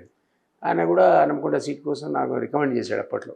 ఆయన చెప్పాడు కూడా, నేను చెప్తే వినాలని కూడా లేదు, వస్తుందో లేదో నాకు కూడా తెలియదు, బట్ నువ్వు అడుగుతున్నా కూడా చెప్తున్నాను మనకు కొన్ని ఇంటిమేసీ. సో ఆయన అప్పుడు చెప్తే అది అట్లా నాకు ఫస్ట్ టైం అవకాశం వచ్చింది 2007లో. ఆ తర్వాత మీకు తెలుసు ఇక ప్రస్థానం ఇంకోవైపు రాజకీయంగా మొదలైంది. 1 yearలో అందరూ రాజీనామా చేశారు. మళ్ళీ కేసీఆర్, ఎమ్మెల్యేలు, ఎమ్మెల్సీలు అందరూ మొత్తం నిర్ణయం తీసుకున్నారు. నేను అన్నా కూడా ఎందుకు సార్ ఎమ్మెల్సీలు రాజీనామా చేయాల్సిన అవసరం లేదు, పీపుల్స్ ఎలక్ట్ అయినోడు కాదు కదా, ఇండైరెక్ట్ ఎలక్షన్ ఏదో మాది అంటే, లేదు లేదు రాంగ్ మెసేజ్ పోతుంది, మీరు కూడా చేయాల్సిందే అన్నాడు. అట్లా రెహమాను అప్పుడు ఆ రోజుల్లో సత్యనారాయణ గారు ఉండే, చనిపోయాడు ఈ మధ్య, అదే సంగారెడ్డి సత్యనారాయణ, ఆయన జర్నలిస్ట్ ముగ్గురం రాజీనామా చేయాల్సిన పరిస్థితి వచ్చింది. వాళ్ళ అవకాశం వస్తే సత్యనారాయణ నేను కాంటెస్ట్ చేయను అన్నాడు. ఆయనకి ఎమ్మెల్యే సీట్ అవసరం ఉంటే అప్పుడు చేస్తే ఇప్పుడు వద్దన్నాడు. అది నారదాస్కి ఇచ్చారు. రెహమాన్కి అయితే ఛాన్సే లేకపోయింది, ఎందుకంటే ఆయన ఎమ్మెల్యే కోటా నుంచి వచ్చాడు. అప్పుడు హౌస్ మొత్తం ఓటు చేసి ఎన్నుకోవాలి, మెజారిటీ కాంగ్రెస్ ఉండే. సో కాంగ్రెస్ వాళ్ళు వచ్చే పరిస్థితి కానీ టీఆర్ఎస్ వచ్చే పరిస్థితి లేదు. దాంతో ఆయనకు పోయింది, ఆ సభ్యత్వం మొత్తానికే పోయింది. నాకేమో 1 year గ్యాప్ వచ్చింది నా గ్రాడ్యుయేట్స్ది. విదిన్ 2 yearsలో ఇంకా 1 year ఉంది కాబట్టి వాళ్ళు పెట్టలేదు, ఎందుకంటే అది పెద్ద ప్రాసెస్. ముందు నోటిఫికేషన్ ఇచ్చి ఎన్రోల్మెంట్ అని 6 నెలల తర్వాత మళ్ళీ ఫ్రెష్ లిస్టులు ఇచ్చి ఓటర్ లిస్ట్ ఇచ్చి అప్పుడు చేయమని దానికి పెద్ద 1 year ప్రాసెసే ఉంటుంది. సో అది టైం సరిపోదు వీళ్ళ, కానీ ఆయన 1 year ఎలక్షన్ పెట్టద్దని కమిషన్ నిర్ణయించడం వల్ల వేకెంట్ ఉంది ఆ సీటు. సో 1 year నిన్న తర్వాత వేకెంట్. ఆ 1 year తర్వాత రెగ్యులర్ ఎలక్షన్ వచ్చింది. అప్పుడు మళ్ళీ నన్నే పిలిచి, అప్పటికి నేను కేసీఆర్కు చాలా క్లోజ్ అయిపోయాను. పిఎస్గా అన్నీ నేనే ఇంతకుముందు అనుకున్నట్టు మొత్తం ఆఫీసే నాకు అప్పచెప్పాడు, A to Z పనులన్నీ నేనే చేసేవాడిని. సో ఆ సాన్నిధ్యంతో ఇక సెకండ్ టైం కూడా ఆయనే పిలిచి వాళ్ళు అనౌన్స్ చేస్తున్నాడు ఈ క్యాండిడేట్స్ అన్నాడు. కొంత కేటీఆర్ దాన్ని అపోజ్ చేసినట్టున్నాడు, దానికి వేరే ఆలోచనలే ఉండే. ఆ కారణం చేత ఏమనుకున్నాడు మరి కేటీఆర్ అప్పుడే వచ్చాడు పాలిటిక్స్లో. ఇక్కడ 2009లో ఎలక్షన్ ఇది. 7 వచ్చి ఆ 2 years యాక్టివ్గా తను ఇన్వాల్వ్ కావడం, అండ్ దాని బదులు ఇంకేమైనా పెడదామని ఆలోచన ఉండే అప్పటికి. ఎందుకుందో మనకు తెలియదు, but some he didn't like, అంటే నాకున్న సాన్నిహిత్యం కేసీఆర్ని ఏం చెప్తే చేయడం అది ఆయనకు నచ్చలేదు. సో ఆయన వేరే అభ్యర్థిని పెడదామని అనుకున్నట్టు నాకు తర్వాత తెలియదు. తర్వాత ఎవరో చెప్పారు ఈయన ఆలోచనలు, కేసీఆర్ కూడా చెప్పాడు ఇది దిలీప్ తప్ప ఇంకోటి పెడదామంటే. అందుకే నాకు ఆయన సడన్గా పిలిచి అర్జెంటుగా ప్రెస్ మీట్ పెట్టు, ఏటేటో రాంగ్ మెసేజ్ పోతుంది, నేను ఈ క్యాండిడేట్స్ అనౌన్స్ చేయాలన్నాడు. ఏం తొందర సార్ అంటే నీ తెలియదు అన్నాడు. అంటే ఆ ప్రెషర్కి ఆయన అనౌన్స్ చేస్తాడు సెకండ్ టైం కూడా, ఆయనకు ఉండే అంత. అంటే 2004లోనేమో టీఆర్ఎస్ కాంగ్రెస్తో పొత్తు పెట్టుకుంది, 2009లో టీడీపీ సిపిఐ సిపిఎంతో తెలుగుదేశం పార్టీతో టీడీపీ పొత్తు పెట్టుకున్నప్పుడు మీరు కీలక పాత్ర. నేను ఎమ్మెల్సీ ఎలక్షన్స్ 1 month తర్వాత మనకు టీడీపీ మెయిన్ ఎలక్షన్స్ ఉండే, ఎమ్మెల్సీ ముందు అయింది. అసెంబ్లీ ఎలక్షన్స్ లో మీరు అంటే ఆ పొత్తులో మీరు కూడా కీలకమైన ఆ బాధ్యత నాకు అప్పుడు అప్పచెప్పాడు. ఈ నన్న కేటీఆర్ గారు, హరీష్ వీళ్ళు ఏదో కష్టపడి పీఆర్పీతో ఆల్మోస్ట్ అలయన్స్ సెట్ చేశారు. సెట్ చేసి ఇక రేపు వాళ్ళు పోవాలి, బ్రేక్ఫాస్ట్ మీటింగ్ పోవాలా, మీడియాలో అనౌన్స్ చేయాలి అలయన్స్ అయిపోయిందని. ఆయన 75 సీట్లు ఎమ్మెల్యేను 9 ఎంపీ ఇచ్చాట, ఒప్పుకున్నాట అప్పుడు చిరంజీవి. నేను అనుకోకుండా నా ప్రచారంలో ఉంటే సెకండ్ టైం నా క్యాండిడేట్స్ అయినాక ప్రచారంలో ఉంటే నేను పోతే కేసీఆర్ చెప్పాడు, అంతా సెట్ అయింది, నువ్వు భలే టైంకి వచ్చావు, ఇవాళ ఉండిపో, నువ్వు రేపు మార్నింగ్ మాతో పాటు బ్రేక్ఫాస్ట్కి వస్తున్నావు అని చెప్పాడు. ఎందుకు సార్ అంటే ఇది అలయన్స్ అన్నాడు. ఎవరు చెప్పారు సార్, చిరంజీవి అన్నట్టు 40 సీట్లు కూడా రావు, ఇది రాంగ్ సైడ్ చాయిస్ ఇది అంటే ఏదో పెట్టుకోవాలన్నాడు. టీడీపీ సమైక్యవాద పార్టీ కదా అన్నాడు. అయ్యో సమైక్యవాద వాళ్ళు తెలంగాణకు అనుకూలమైన లెటర్ ఇస్తే సమైక్యవాదం ఎట్లా అయింది అన్నాడు. అయితే ఆ లెటర్దే అన్నాడు. అని వెంటనే ఫోన్ ఎత్తి రేపటి బ్రేక్ఫాస్ట్ క్యాన్సిల్ అన్నాడు. చీరా చూస్తే హరీష్ ఎవరినారు లోపల, ఎందుకు క్యాన్సిల్ అయిందంటే దిలీప్ కుమార్ అన్నాడు. దిలీప్ కుమార్ అంటే వాళ్ళు కూడా మాట్లాడే పరిస్థితి లేదు అప్పుడు, అంత సేవ్ ఉండే నాకు. అది పోస్ట్పోన్ అయింది. 1 వీక్ టైం ఇచ్చాడు నాకు. 1 వీక్లో చంద్రబాబు గారు జ్ఞాపకుంటే మేము తెలంగాణకు అనుకూలమైన లెటర్ ఇచ్చాడు. ఆ లెటర్ టర్నింగ్ పాయింట్ అది. అందుకే అంటున్నాను, మీరు టీఆర్ఎస్ కేసీఆర్ చంద్రబాబుతో పొత్తు పెట్టుకోవడానికి 2009 అసెంబ్లీ ఎన్నికల్లో కీలకం. ఆ లెటర్ని తీసిపోయి ఇప్పుడైతే ఆయన చూపించాను, కానీ నువ్వే నెగోషియేట్ చేయి అన్నాడు. నేను ఒక్కడే నన్ను వదిలేశాడు. అప్పుడు 75 సీట్స్ ఈయన ఇచ్చాడు, కానీ ఆయన ఇవ్వలేదు. చంద్రబాబు 45 ఇచ్చాడు. యాక్చువల్లీ 25 చేయండి మీరు అన్నాడు. చాలా నెగోషియేషన్ తర్వాత 45. హరీష్ పోయాం, నేను పోయా. సెకండ్ టైం థర్డ్ టైం పోయేటప్పటికల్లా హరీష్ నాతో యాడ్ అయ్యాడు, ఈటల రాజేందర్ యాడ్ అయ్యాడు, ఇంకా కొంతమంది నిరంజన్ రెడ్డి, అందరం కలిసి టీం బ్లాక్ కూడా పోయి చాలాసార్లు చర్చించాం, కానీ ఇక 45 దాటలేదు. అప్పుడు అది నచ్చలే కేసీఆర్కి. హరీష్ అన్నాడు, నేను చెప్పలేను, మీరే చెప్పాలన్నాడు. అంటే నేనే పోయి సరే ఇది 45 నుంచి రావు, అయితే మీరు ఒప్పుకోండి, లేకపోతే మనం డ్రాప్ చేసుకుందాం అంటే ఇక ఏమనలేక సరే అన్నాడు. అని ఆ 45 ఎమ్మెల్యే సీట్లు 9 ఎంపీ సీట్లు దిగాలి, అతి కష్టం మీద. మీకు తెలుసు అది డిజాస్టర్. 10 సీట్లే గెలిచారు ఎంపీలు. మరి పొత్తు అనేది అంత సక్సెస్ కాదు. ఆ పొత్తు మాకుంటే ప్రాపర్గా గ్రౌండ్ కాలే. చంద్రబాబు అధికారంలోకి వస్తాడు అనుకుంటే మళ్ళీ రాజశేఖరుడు వచ్చాడు. వచ్చినప్పుడు ఆయన అన్నాడు పట్టుమని 10 సీట్లు గెలవలేదు రాజేంద్ర, ఏం తెలంగాణ అన్నది హౌస్లో, ఎక్కడ ఉంది తెలంగాణ వాద అని ఆ రోజు అన్నది. అట్లా ఆ హిస్టరీ అన్నమాట అది. దాంట్లో మీరు డెఫినెట్లీ ఒక కీలక భూమిక పోషించాం. అందులో మీరు పిఎస్గా కేసీఆర్ దగ్గర ఉన్నారు, రాజకీయ నాయకులు అంటే ఎమ్మెల్సీ అయిన తర్వాత కూడా కేసీఆర్ దగ్గర ఉన్నారు, కానీ కేసీఆర్తో ఎక్కడ మీకు చెడి? ఈ అలయన్స్ అప్పుడే అది ఏమైందంటే కొన్ని అడ్జస్ట్మెంట్స్లు దాంట్లో దీంట్లో నన్ను ఇన్వాల్వ్ అవ్వద్దని చెప్పాడు కేటీఆర్. అవతల పక్క సీఎం రమేష్ ఉండే, నిన్న మొన్న సీఎం రమేష్ మళ్ళీ న్యూస్లోకి వచ్చాడు. అటుపక్క అతను కీలకం, ఇటుపక్క నేను కీలకం. అయితే ఇదంతా సెట్ అయిన తర్వాత నేను లిస్ట్ ఇచ్చిన తర్వాత నేను ఇంటికి పోతుంటే నాకు ఫోన్ వచ్చింది, మిమ్మల్ని ఇన్వాల్వ్ కావద్దని చెప్తున్నాడు కేటీఆర్. ఆయన కొడుకు, నేను ఏమైనా సరే చేసుకొని అయిపోయింది, కానీ కావాల్సిన పని అయిపోయింది, ఇక మీరు ఏమైనా చేసుకోండి అని వెళ్ళిపోయాను.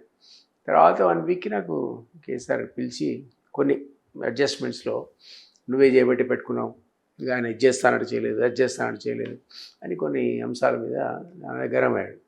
నేను మళ్ళీ పోయి చంద్రబాబుతో మాట్లాడి సెట్ చేశాను కొంత. మళ్ళీ నెక్స్ట్ వచ్చాక మళ్ళీ 1 వీక్ మళ్ళీ గొడవ, మళ్ళీ పోయి మళ్ళీ సెట్ చేసి వచ్చాడు. దీంట్లో ఆయన ఇక బాగా కోపం వచ్చింది ఆయనకి. సెకండ్ టైం కోపం వచ్చి అడ్డగోలు తిట్టాడు నన్ను. ఎవరన్నా మామూలు తిట్లు, బూతులు, బండా బూతులు. నేను లేచి సరే మీరేమనుకోవద్దు, నేను ఇవాళ నుంచి మీరు పని చేయట్లేదని నమస్కారం పెట్టి కిందికి దిగితే మెట్లు ఇంతవరకు కేసీఆర్ కూడా నేను మళ్ళీ అది లాస్ట్ డే. సో అదే అంటే రాజకీయ పార్టీగా టీడీపీతో టీఆర్ఎస్ పొత్తు పెట్టుకోవడం విషయంలో తలెత్తిన వివాదమే అక్కడ మీకు వారికి మధ్య. నేను ఆ మెట్లు దిగితే ఆయన అన్నాడు పోతుంటే, అసలు రేపు కౌంటింగ్ ఉంటుంది, మనం గెలుస్తున్నాం, నేను హోమ్ మినిస్టర్ చేద్దాం అనుకున్నా, నేను డ్రాప్ చేస్తా అన్నాడు. పోతే చేసుకోండి అన్న. అంటే అన్ని తిట్లు తిట్టి కూడా అన్నాడు, నువ్వు అవకాశం కోల్పోతున్నాడు, పోతే పోండి సరే నేను కేరాను, నేను చేయను మీద రాను. తర్వాత అన్నాడు, ఈ ఎంత తిరిగి ఏం చేస్తావు, బయటికి పోయి వేరే పార్టీ పెడతావా, తిరిగి ఇంటి బిల్లు కట్టలేక, కరెంటు బిల్లు కట్టలేక, ఆఫీస్ బిల్లు కట్టలేక నా ఇంటి ముందు వచ్చి పెడతావు అన్నాడు. కానీ ఏంటి సార్ అన్నాడు కూడా, అదే రాసి ఉంటే జరగనియండి అన్న ఇవన్నీ, కానీ నేను ఐ విల్ నాట్ కమ్ అని నేను పోలేదు నిజంగా కూడా. అది దిగితే ఆ తర్వాత విమోచన సమితి పెట్టాము, తెలంగాణ యునైటెడ్ ఫ్రంట్ పెట్టాము, ఇప్పుడు నేను నడుపుతున్న ఆర్ఎల్డీ అప్పుడే 2012లో పెట్టాము. తర్వాత కొండాలక్ష్మి బాబుతో సాధారణ సమితితో కలిసి పనిచేసాం. ఎన్నో రకాల ప్రజా ఉద్యమాలకు సంబంధించి దాని ఏమంటారు ప్రజా సంఘాల ఐక్య వేదిక ఏర్పాటు చేసాం. ఇన్ని రకాల సంఘటనలతో తెలంగాణ ఉద్యమంలో ఉన్నాం ఫ్రంట్ రోలో, కానీ కేసీఆర్ దగ్గరికి పోలేడు. ఈవెన్ జేఏసీ ఏర్పరిచినప్పుడు కూడా పోలేడు. సీఎం రమేష్ గురించి వచ్చిన సందర్భం వచ్చింది కాబట్టి ఇప్పుడు మళ్ళీ సేమ్ అప్పుడు ఇష్యూ అయింది కాబట్టి అప్పుడు చాలా కీలక పాత్ర పోషించారని సీఎం రమేష్ అటు సైడ్ చెప్తున్నాడు. నుంచి అతనే నెగోషియేటర్. 2009లో సిరిసిల్లలో కేటీఆర్ గెలవడానికి సీఎం రమేష్ కీలక పాత్ర పోషించారని ఆయనే చెప్పాడు ప్రెస్ మీట్ లో. నిజమేనా? ఉండొచ్చు అది, ఎందుకంటే ఆయన గెలిచింది 150 ఓట్లు. లాస్ట్లో ఏమైంది, ఇది ప్రాపర్గా మీరు అన్నట్టు గ్రౌండ్ కాక చిన్న మిస్అండర్స్టాండింగ్ అయింది. నేను తీసుకున్న 45 లిస్టులో అది లేదు, ఇది హుజురాబాద్ లేదు. హుజురాబాద్ కెప్టెన్ లక్ష్మీకాంతరావు అంటే నాకు చాలా ప్రాణం, ఎవరికి, కేసీఆర్కి.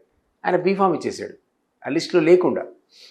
నాకు చంద్రబాబు గారు ఫోన్ చేశారు, చేసి దిలీప్ మీకు ఇచ్చిన లిస్టులో హుజురాబాద్ ఉందా అంటే లేదు సార్ అన్న. మరి లేనప్పుడు మీరు ఎట్లా బీఫామ్ ఇస్తారు? ఏవుడు అది మనం అనుకునే అగ్రిమెంట్కి విన్నాం కదా. నేను ఇంకా 20 బీఫారాలు ఇస్తాను, 20 మందికి ఇచ్చేసాడు ఆయన. చంద్రబాబు ఆయన ఫోన్ పెట్టేసి 20 మందికి ఇచ్చాడు. 20 మందికి ఇచ్చేవరకల్లా గందరగోళం ఇక్కడ, డబుల్ బీఫారాలు కాంటెస్ట్లు. అక్కడ మీరన్న ఆయన కూడా ఇస్తాడు ఇక్కడ సిరిసిల్లో. అప్పుడు మేము ఒక సర్వే చేసాం. యాక్చువల్లీ హరీష్ కాదు సారీ, కేటీఆర్ అనేవాడు ఆ టైంలో తను ఎంపీగా పోదాం అనుకున్నాడు. ఎంపీగా పోదాం అనుకొని ఈ చూజన్ కరీంనగర్ అడిగాడు నన్ను. పోతుంటే రూమ్ దగ్గర ఆపాడు. అందరు చెప్పారు, మీరే చెప్పలేదు, ఒక మాట మీరు చెప్తే మా నాన్న నాకు ఇది క్లియర్ చేస్తాడు, మీరు ఒక మాట అంటే అంత ఇన్ఫ్లుయెన్స్ ఉండే నాకు అక్కడ వాళ్ళ ఫాదర్ దగ్గర. నేను నవ్వాన్న, సర్వే గురించి వెయిట్ చేస్తున్నా, సర్వే రిపోర్ట్ కనుక పాజిటివ్ వస్తే నేను డెఫినెట్ చెప్తాను నీకు ఏమని, జస్ట్ వెయిట్ వీళ్ళు అని. 2 డేస్లో సర్వే రిపోర్ట్ వచ్చింది, నాకు నేనే చేయించాను. కేసీఆర్ అడిగాడు 10 నియోజకవర్గాల్లో సర్వే కావాలి, అందులో కరీంనగర్ పార్లమెంట్ ఒకటి. ఆ పార్లమెంట్ ఓడిపోతున్నట్టు వచ్చింది. నేను చెప్పాను ఇది పరిస్థితి అని కేసీఆర్ చెప్తే ఆయన పిలిచి కేటీఆర్ అన్నాడు, ఏది చూడు అంకుల్ సర్వే చేయించాడు, ఇది 3rd ప్లేస్ ఉంది ఇక్కడ, మనం ఓడిపోతున్నాం, నువ్వు సిరిసిల్ల కాంటెస్ట్ చేయాలి. అట్లా బాబు అదేమో ఇతనికి ఇచ్చాడు, ఎవరికి, బోయినపల్లి వినోద్కి ఇచ్చాడు, ఓడిపోయాడు దారుణంగా.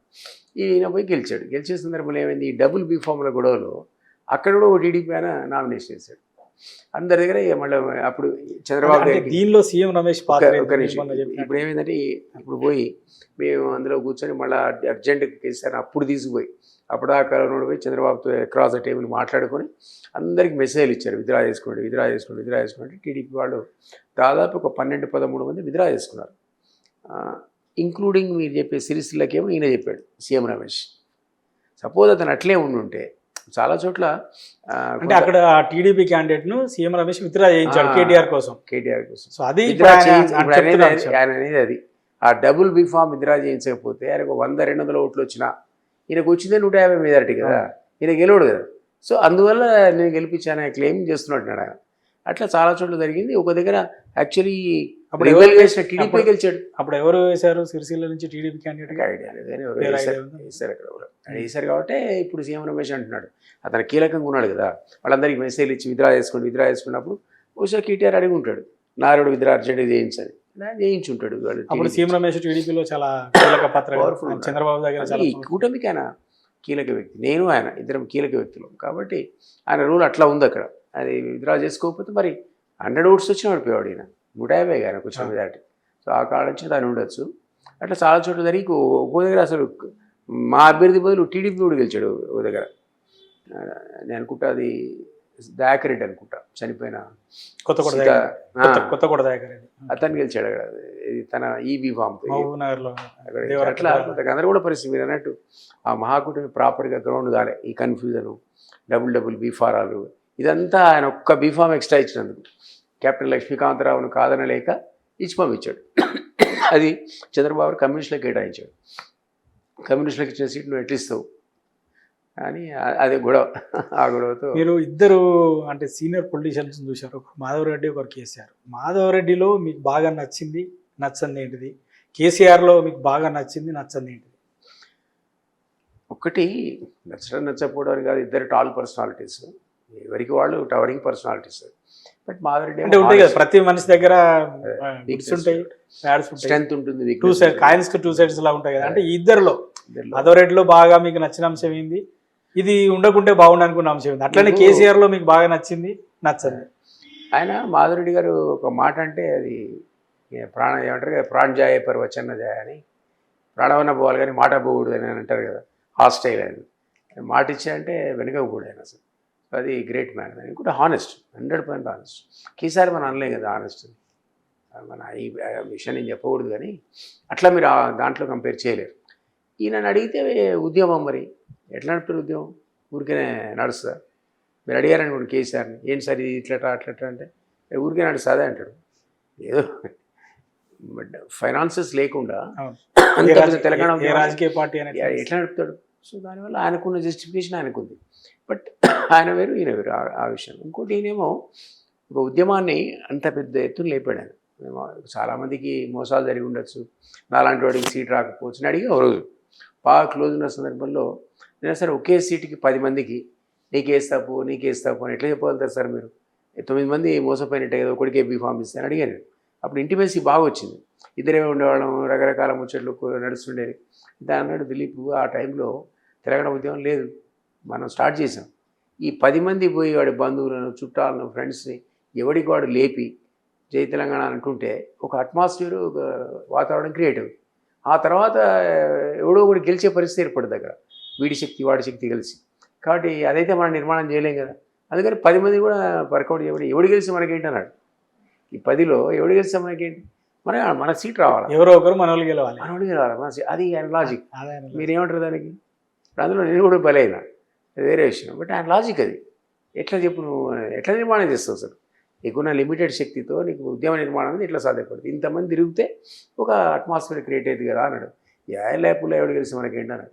ఆయన థింకింగ్ అట్లుంటారు అనమాట. అట్లే ఒకసారి సోనియా గాంధీ గారికి ఇద్దరం కలిసిపోయినప్పుడు, ఇప్పుడు కనుక కేటీఆర్ అన్నాడు కదా, రమేష్ నా దగ్గరికి వచ్చాడు, కాళ్ళ పడ్డాడు, విలీనం చేస్తానన్నాడు అవసరమైతే అన్నది. అప్పుడు నేను కేసీఆర్ కలిసి సోనియా గాంధీ దగ్గరికి పోయినప్పుడు ఇంకా మంత్రి ఉన్నాడు. ఆయన ఏమన్నాడంటే చాలాసార్లు కలిసేవాడు, చాలాసార్లు ప్రతిసారి నన్ను తీసుకెళ్ళేవాడు. పాపం అది నా జనరల్గా అఫీషియల్స్ని తీసుకుపోకూడదు, నేను సెమీ పాలిటీషియన్ కదా, ఇటు పాలిటిక్స్లో ఉన్నా అటు అఫీషియల్ కూడా ఉన్నా కాబట్టి నన్ను తీసుకెళ్ళేవాడు. అప్పుడు ఆ చర్చలో అన్నాడు, మేడం ఒకవేళ మీరు తెలంగాణ ఇవ్వడం వల్ల కాంగ్రెస్ పార్టీకి నష్టం జరుగుతుందని మీరు అనుకుంటే, మీరు తెలంగాణ ప్రకటన ఇట్లా చేసిన మరుక్షణం టీఆర్ఎస్ రద్దు చేసేస్తా, మీ పార్టీలో విలీనం చేస్తాను కాంగ్రెస్లో. నేను స్టన్ అయిపోయాను. నేను బయటకు వచ్చినాక ఓ సిగరెట్ వెలిగించి మెల్లగా పోగొట్టు ఆశ్చర్యపోయినావా అని అంటే, అవును సార్ నేను సర్ప్రైజ్ అయిపోయాను. ఏమో ఇంతమంది రోజు తిరుగుతూ ఉంటాడు, మంత్రి అయిదామని, వాడు ఎమ్మెల్యే అయిదామని, వాడు ఎమ్మెల్సీ అయిదామని, ఏమో వీళ్ళంతా ఎడిపోతారు, వాళ్ళు విలీనం చేస్తారని నేను అందరూ ఆగమైపోతారు కదా అంటే, అసలు తెలంగాణ వచ్చినాక ఎవడేమైపోతే మనకెందుకే అన్నాడు. సేమ్ లాజిక్, అంతకుముందు మనం చెప్పుకున్న లాజిక్ సేమ్ లాజిక్. తెలంగాణ వచ్చినాక తెలంగాణ రాష్ట్రం రావాలి, మనకు రాష్ట్రం రావాలి, కానీ వీడు మంత్రి అవుతాడా, వాడు ఎమ్మెల్యే అవుతాడా, ఇంకోటి ఎంపీ అవుతాడా, మనకెందుకు అన్నాడు. అంటే నేను అది అట్లాంటి వ్యూహాలు, ఆ వ్యూహాల్లో కొంతమంది బలి కావచ్చు. మరి అది కరెక్టా కాదని నేను ఇలాంటి వాడు చెప్పాలి నాకు, అది ఎంతవరకు కరెక్ట్ వీ డోంట్ నో. ఇవి మాదిరెడ్డి చేసేవాడు కాదు. నువ్వు ఓడు గెలు, నువ్వు మాట అంటే మాటే, ఆ స్టైల్ ఉంటుంది. అది ఇద్దరిలో ఆ తేడా. సో అందువల్ల ఇతన్ని కూడా ఒక పట్టుదల, మొండితనం, ఎంతుడు పక్కపలసగా ఎట్లుంటాడు ఆయన. అట్లాంటి వాడు ఎట్లాంటి ఉద్యమం అది ఏంది రాదనుకున్న తెలంగాణ ఎవడు కూడా అనుకోలే కదా. అందరితో కూడా కంపల్షన్ క్రియేట్ చేశాడు. ప్రతి వాడిలో ఒక కంపల్షన్, ప్రతి పార్టీలో ఓ కంపల్షన్. అసలు కాంగ్రెస్ ఇతర పార్టీల వాడు ఎవడైనా సరే తెలంగాణ అనకుండా తెలంగాణ ప్రాంతంలో తిరిగే పరిస్థితి లేదు అసలు. ఒకనొక సందర్భంలో 2012 నుంచి 14-15 ఎప్పుడైతే జేఏసీ ఫామ్ అయిందో ఆ టైంలో చెప్పండి మీరు ఎక్కడన్నా ఎమ్మెల్యే కానీ మంత్రి కానీ టూర్ పోయిండా? అందరు ఇళ్లలో కూర్చున్నారు భయపడి. అందరినీ కాంగ్రెస్ మంత్రులందరినీ వెంటబడి నిలదీసి రాజీనామా చేస్తావా చేయవా, ఎమ్మెల్యే రాజీనామా చేస్తావా చేయవా, చెప్పులేసి ఈ సిచ్యువేషన్ని క్రియేట్ చేశాడు. ఇట్లాంటి కంపల్షన్ క్రియేట్ చేశాడు. ఎందుకు దానం నాగేంద్రరావు కాంగ్రెస్ లో మంత్రిగా ఉండి ఏదో పని మీద యాదగిరిగుట్ట పోతే అక్కడ అంతా తెలంగాణ ఉద్యమకారులతో చుట్టుముడితే ఆయన అటు నుంచి గజవల్ నుంచి జరిగింది. అటువంటి కంపల్షన్ క్రియేట్ చేస్తాడు. సో అది యూ కాంట్ అండర్మైన్ అతని కంట్రిబ్యూషన్ అనేది, గ్రేట్ కంట్రిబ్యూషన్ అది. సరే ఇన్ ద ప్రాసెస్ ఇంతకుముందు చెప్పిన లాజిక్లో వాడికి నష్టమై ఉండొచ్చు, వాడి బీఫామ్ రాకపోవచ్చు, వాడు ఆస్తులు అమ్ముకోవచ్చు, ఇక అది మనం ఇక వేరే డిబేట్ అది. సో అంటే తెలంగాణ రాకముందుకే మీరు కేసీఆర్ దూరం అయ్యారు, తెలంగాణ రాష్ట్రం వచ్చింది, కేసీఆర్ ముఖ్యమంత్రి అయ్యాడు, 2 సార్లు ముఖ్యమంత్రి అయ్యాడు. ఈ 10 ఏళ్ల కాలంలో ఎప్పుడన్నా మళ్ళీ మిమ్మల్ని కలిసే ప్రయత్నం, మీరు వారిని కలిసే ప్రయత్నం? ఆయన ఎప్పుడున్న పిలవలేదు, నేను అసలు పోలేదు. నేను చెప్పా కదా, అసలు ఆ మెట్లు దిగిన తర్వాత నేను మన వెనక పోలేదు. అసలు వెనక చూడే నాకున్న పట్టుదల నాకు ఉంటుంది కదా, ఎవరి పట్టుదల వాళ్ళకి విలువలేదు. అసలు నేను కూడా అసలు ట్రై కూడా చేయలేదు, పోదామనే ప్రయత్నం కూడా అస్సలు చేయలేదు. ఒక్కసారి మాత్రం నిమ్స్లో ఉన్నప్పుడు, ఆయన నిరాహార దీక్షలో ఉన్నప్పుడు చావుగతుల్లో ఉన్నాడని మామూలుగా చర్చ అది. 2009-2023 మధ్య. అప్పుడు కోదండరామ్ అతను నాకు సన్నిహితుడు, క్లాస్మేట్. కోదండరామ్ ఓ రోజు అక్కడ ఎక్కడి నుంచో అసెంబ్లీ నుంచి పోతూ కోదండరామ్ని పికప్ చేసుకున్నా. నేను డ్రాప్ అయ్యి కోదండరామ్ దించాలి నా బండి. దిలీప్ పోయి వచ్చినావాను అని అడిగాడు. దొంగ దీక్ష నేను ఎందుకు పోతాను నేను. అట్లా నువ్వు పబ్లిక్ కన్జంప్షన్ కన్నా నువ్వు పోకపోతే బాగుండదు కదా, వెళ్ళాలి కదా, ఎట్లా అన్నాడు. అంటే నేను సరే అని కోదండరామ్ చెప్పిండని అప్పుడు పోయినా. అది ఫస్ట్ టైం నేను కలిసింది ఆయన, ఫస్ట్ అండ్ లాస్ట్. బయటకు వచ్చిన తర్వాత మళ్ళీ హరీష్ ఉండే. హరీష్ హడావిడిగా నన్ను చేయబట్టుకొని అన్న ఇంతకంటే ఇంకేం పోరాటం చేస్తాడు. మేము అప్పుడు బయటకు వచ్చిన కారణం అడిగితే ఈ కారణాలు చెప్పలేదు. మేమేమన్నా అంటే ఆయన ఉద్యమం చేయనంటున్నాడు, లాబింగ్ ద్వారా తెలంగాణ తెస్తా అంటున్నాడు. ఉత్త లాబింగ్తో తెలంగాణ రాదు, ఉద్యమం ద్వారానే వస్తుంది. కాబట్టి ఉద్యమం ద్వారా తెలంగాణ తేవడానికి మేము బయటకు వచ్చినామని చెప్పినాం. పబ్లిక్ కన్జంప్షన్కి ఏదో ప్రైవేట్గా తిట్టుకున్నాం అందుకని వచ్చినాం అనేది బాగుండదని లాజికల్గా ఇట్లా అయిపోయినాం. కాబట్టి నువ్వు అన్న ఉద్యమం చేసినాడు కదా, ఇంతకంటే పెద్ద ఉద్యమం ఉంటుంది, సాగు బతుకుల మీద ఉన్నాడు. ఇప్పుడైనా నువ్వు నేను వైండప్ చేసి విమోచన సమితి ఉండే, విమోచన సమితి రద్దు చేసిన వెంటనే మా దగ్గరికి మళ్ళీ వచ్చేసేయని అడిగాడు. కేసీఆర్ ముందే అడిగాడు. ఆయన కూడా నన్ను చేయబట్టుకొని కలిసి పనిచేద్దాం దిలీప్ అన్నాడు. కానీ నేను అప్పటికి ఎడమెంట్ అయిపోయాను. ఎందుకు అంటే బాగా గ్యాప్ వచ్చింది అని నచ్చలే నాకు అట్మాస్ఫియర్. ఈ కొడుకు మాది నడవనిస్తలేడు. కొడుకుది చాలా పెద్ద ఇంపాక్ట్ ఉండే ఆ రోజుల్లో. మీరు నిజంగానే కాంప్రమైజ్ అయిపోయినా కూడా మీకు మళ్ళీ నెంబర్ 2 స్థానం రాదు. ఆ 2లో కేటీఆర్ పాలిటిక్స్లోకి ఎంటర్ అయినప్పటి నుంచి తన ప్రభావాన్ని తన తండ్రి మీద చాలామంది దూరం చేశాడు ఆయన. అది టోటల్ గ్రిప్ తీసుకున్నాడు ఆ పార్టీ. ఉద్యమ పార్టీ అని పేరే కానీ అది ఒక కుటుంబ పార్టీగా మారిపోయింది. సో అది నాకు ఎందుకో ఆ భయం కూడా ఉండే. నేను పోవడానికి నేను నిర్ణయించుకోలేప్పుడు కానీ నిజంగా పోయినా కూడా నేను సెకండ్లో కేటీఆర్ ఉండే, థర్డ్లో కవిత ఉండే, ఫోర్త్లో హరీష్ ఉండే, నెంబర్ 2 హరీష్ కాస్త 4th స్థానంలో ఉండే. నేను పోతే 5th, 6th, 7th అయ్యేది. నాకు ఆ వాల్యూ కూడా రాదు కదా, ఆ పిల్లలు మనను నెగలియరు. అందుకు ఆ కారణం చేత కూడా నేను ఏమనలే కేసీఆర్తో. నమస్కారం పెట్టి బయటకు వచ్చి మీడియాలో తెలంగాణ ఇవ్వాల్సిందే, ఆయన చావు బతుకులో ఉన్నాడు డాముడు అనేది సెంటర్ మీద మాట్లాడి. అంటే అప్పుడు అందరికి కూడా లోపలే ఉన్నా బయట తెలంగాణ అంతే కదా, ఎవరు ఎట్లా ఉన్నా ఆ దీక్ష దొంగ దీక్ష నాకు తెలిసినా కూడా నేను ఆ మాట అనలే.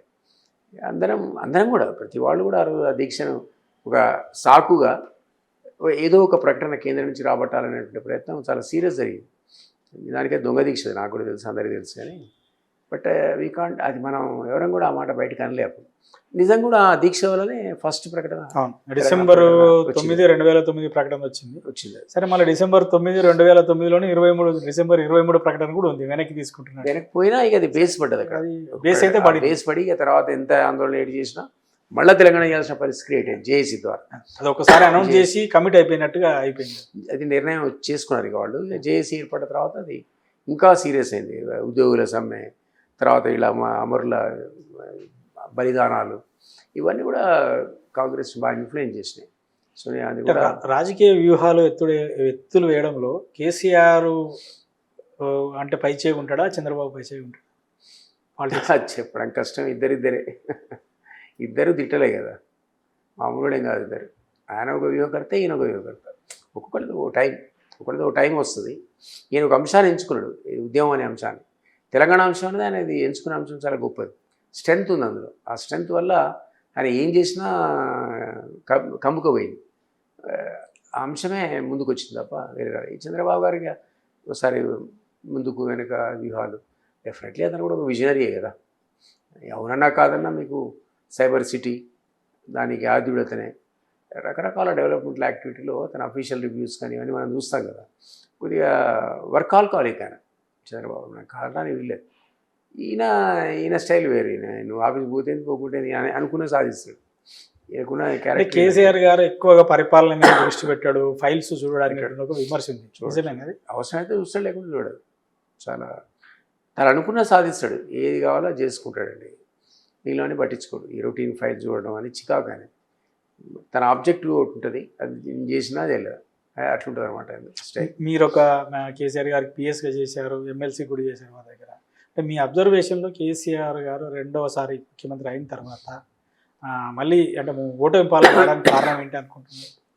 ఒకటి అవినీతి అండి, సెలవిడి అవినీతి.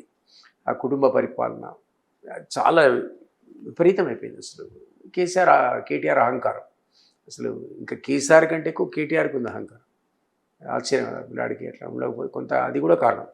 ఇవన్నీ కలిసి కనీసం 10 సీట్లు పోయి ఉంటాయి. వాళ్ళకి తగ్గింది కూడా కాంగ్రెస్ వచ్చింది కూడా 5 సీట్లతోనే కదా. ఆ 10 వాళ్ళకి కూర్చుంటే వాతావరణం వేరుండేది. సో ఈ రకరకాల కారణాలు ఒకటి ఏంటంటే ఆయన ఇవన్నీ గెలవకపోవడం. 63 గెలిచింది కాంగ్రెస్. అంటే మీరు అన్నట్టు 4 మ్యాజిక్ ఫిగర్కి అయితే 2 ఎక్కువ, 3 ఎక్కువ.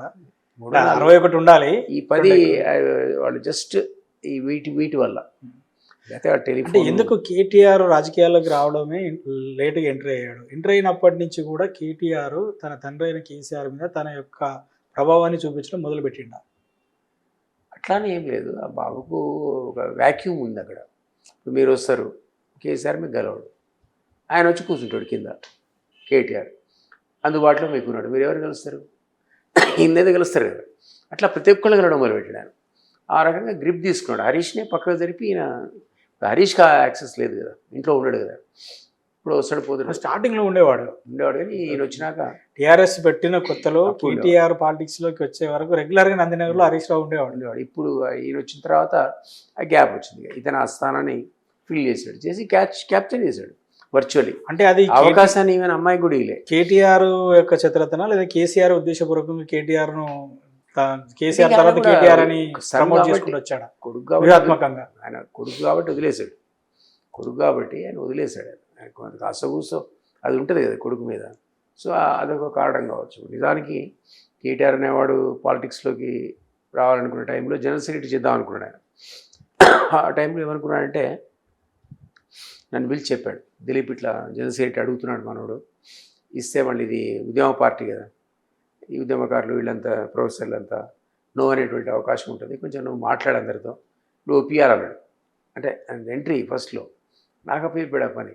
నేను అందరితో మాట్లాడి కోర్ కమిటీ సభ్యులు ఎవరైతే ఉంటారు అందరితో, రవీంద్ర నాయక్, జయశంకర్ సారు, విద్యాసాగర్ గారు, విజయరామారావు గారు, చంద్రశేఖర్, రెహమాన్ అందరిని పిలిచి చెప్పాను, ఇట్లా సార్ అనుకుంటున్నాడు ఆ పిల్లాడు ఇట్లా జనరల్ సెక్రటరీ అవుతాడట. అంటే అందరూ అబ్జెక్ట్ చేశారు. అట్లా ఇట్లా ఉద్యమ పార్టీ కుటుంబ పార్టీ, ఒక పక్క మన కుటుంబ పార్టీని తిట్టుకుంటూ ఆయన ఇట్లా తీసుకుంటాడండి అని నేను కాబట్టి అదైతే కేసీఆర్ అయితే మాట్లాడేవాళ్ళు గారు అన్నారు. నేను సార్ డిసైడ్ అయిపోయాడు, మనం ప్రొటెస్ట్ చేద్దాం అంతే, మనందరం వినాలంటే ఒప్పుకున్నారు. అప్పుడు ఆయన నెక్స్ట్ మీటింగ్లో నేను చెప్పాను, everybody is agreed sir, go head ప్రకటించాడు ఆయన జనరల్ సెక్రటరీ. ఆయన ఎంట్రీ అంత కష్టం ఉండే అప్పుడు. అట్లా ఒక రకంగా కేటీఆర్ టీఆర్ఎస్ జనరల్ సెక్రటరీ చేయడంలో దిలీప్ గారి పాత్ర కీలకం. నేను కావచ్చు ఇంకో లేపు నన్ను కావచ్చు చంద్రశేఖర్ని పిలిచేవాడు, నేను కాదు విజయరావుని పిలిచాడు. ఆ రోల్ నాకు అప్పుడు ఇచ్చాడు. ఆ రోల్ ఇచ్చినప్పుడు మనం దాన్ని నిర్వర్తించాలి కదా. అట్లా అంటే ఆ ప్రొటెస్ట్ అప్పుడు కూడా ఉద్యమ పార్టీ అనే పేరు మీద అట్లా ఉండిందంటున్నాను నేను. ప్లస్ ఎప్పుడైతే నేను బాబు అడిగాడు కదా నన్ను, నేను కరీంనగర్ ఎంపీ పోదాం అనుకుంటున్నా అంటే, నెక్స్ట్ డే నేను అమ్మాయి అడిగింది, నేను కూడా కాంటెస్ట్ చేద్దాం అనుకుంటున్నా ఎమ్మెల్యే అని, కవిత. నేను అరే ఇద్దరు ఇట్లా చేస్తారు, అసలే ఇది ఉద్యమ పార్టీ పేరు, అన్న చేసి ఇటు చెల్లెలు చేసి ఇది కష్టము, మీ ఇద్దరు మాట్లాడుకుని ఎవరో ఒకళ్ళే ఈసారి ట్రై చేయాలా లేదా కష్టమైందని నేను చెప్పిన వాళ్ళకి సలహా. అయితే వాళ్ళు వెంటనే ఈ లోపల సర్వే, నేను ఇక్కడి నుంచి సిరిసిల్ల షిఫ్ట్ కావడం, ఆ సీక్వెన్స్లో అమ్మాయి నారికి వచ్చి అంకుల్ మేము ఇద్దరం మాట్లాడుకున్నాం, నేను విత్డ్రా అయిపోతున్నా, అన్నయ్యనే చేయనియండి అని చెప్పింది. అప్పుడు కూడా నాది కీలకమైన భూమికి అప్పుడు చేయలే అమ్మాయి, నాకు రాలేదు. తర్వాత ఆమె దాన్ని ఏమంటారు జాగృతి పెట్టి ప్యారల్గా స్ట్రక్చర్ క్రియేట్ చేసి పవర్ఫుల్ అయ్యి తన శక్తిని చూపించింది ఆమె. బతుకమ్మలు అన్నీ ఒకటి లేపుతుంటే కేసీఆర్ కూడా కాదలేని పరిస్థితి వచ్చింది. అప్పుడు ఆయనకు పిలిచి మరీ నిజామాబాద్ చేయాల్సిన పరిస్థితి వచ్చింది. అట్లా ఆమె పాలిటిక్స్లో ఎంటర్ అయింది. కానీ బట్ ఇనిషియల్గా మాత్రం ఇద్దరిలో ఎవరో ఒకళ్ళైనటువంటి చర్చ కూడా ఆ రోజుల్లో పార్టీలో ఉండే. క్రమక్రమంగా ఇది వాళ్ళ గ్రిప్లోకి వెళ్ళిపోయింది. కేటీఆర్, కేసీఆర్, కవిత, హరీష్ అంత ఫ్యామిలీ అఫేర్ అయిపోయింది ఆ పార్టీ. ఉద్యమ పార్టీ అని పేరే కానీ but virtually it has become a family affair. అది చాలామందికి నచ్చేది కాదు. జయశంకర్ లాంటి వాడు, విద్యాసాగర్ లాంటి వాడు అయితే అడ్వైజర్స్ కదా, వాళ్ళేం పార్టీ మెంబర్స్ కాదు, వాళ్ళకు రుచించేది కాదు. కానీ ఎవరు కూడా కేసీఆర్ ఎదురుగా మాట్లాడే ధైర్యం ఉన్నవాళ్ళు కాదు.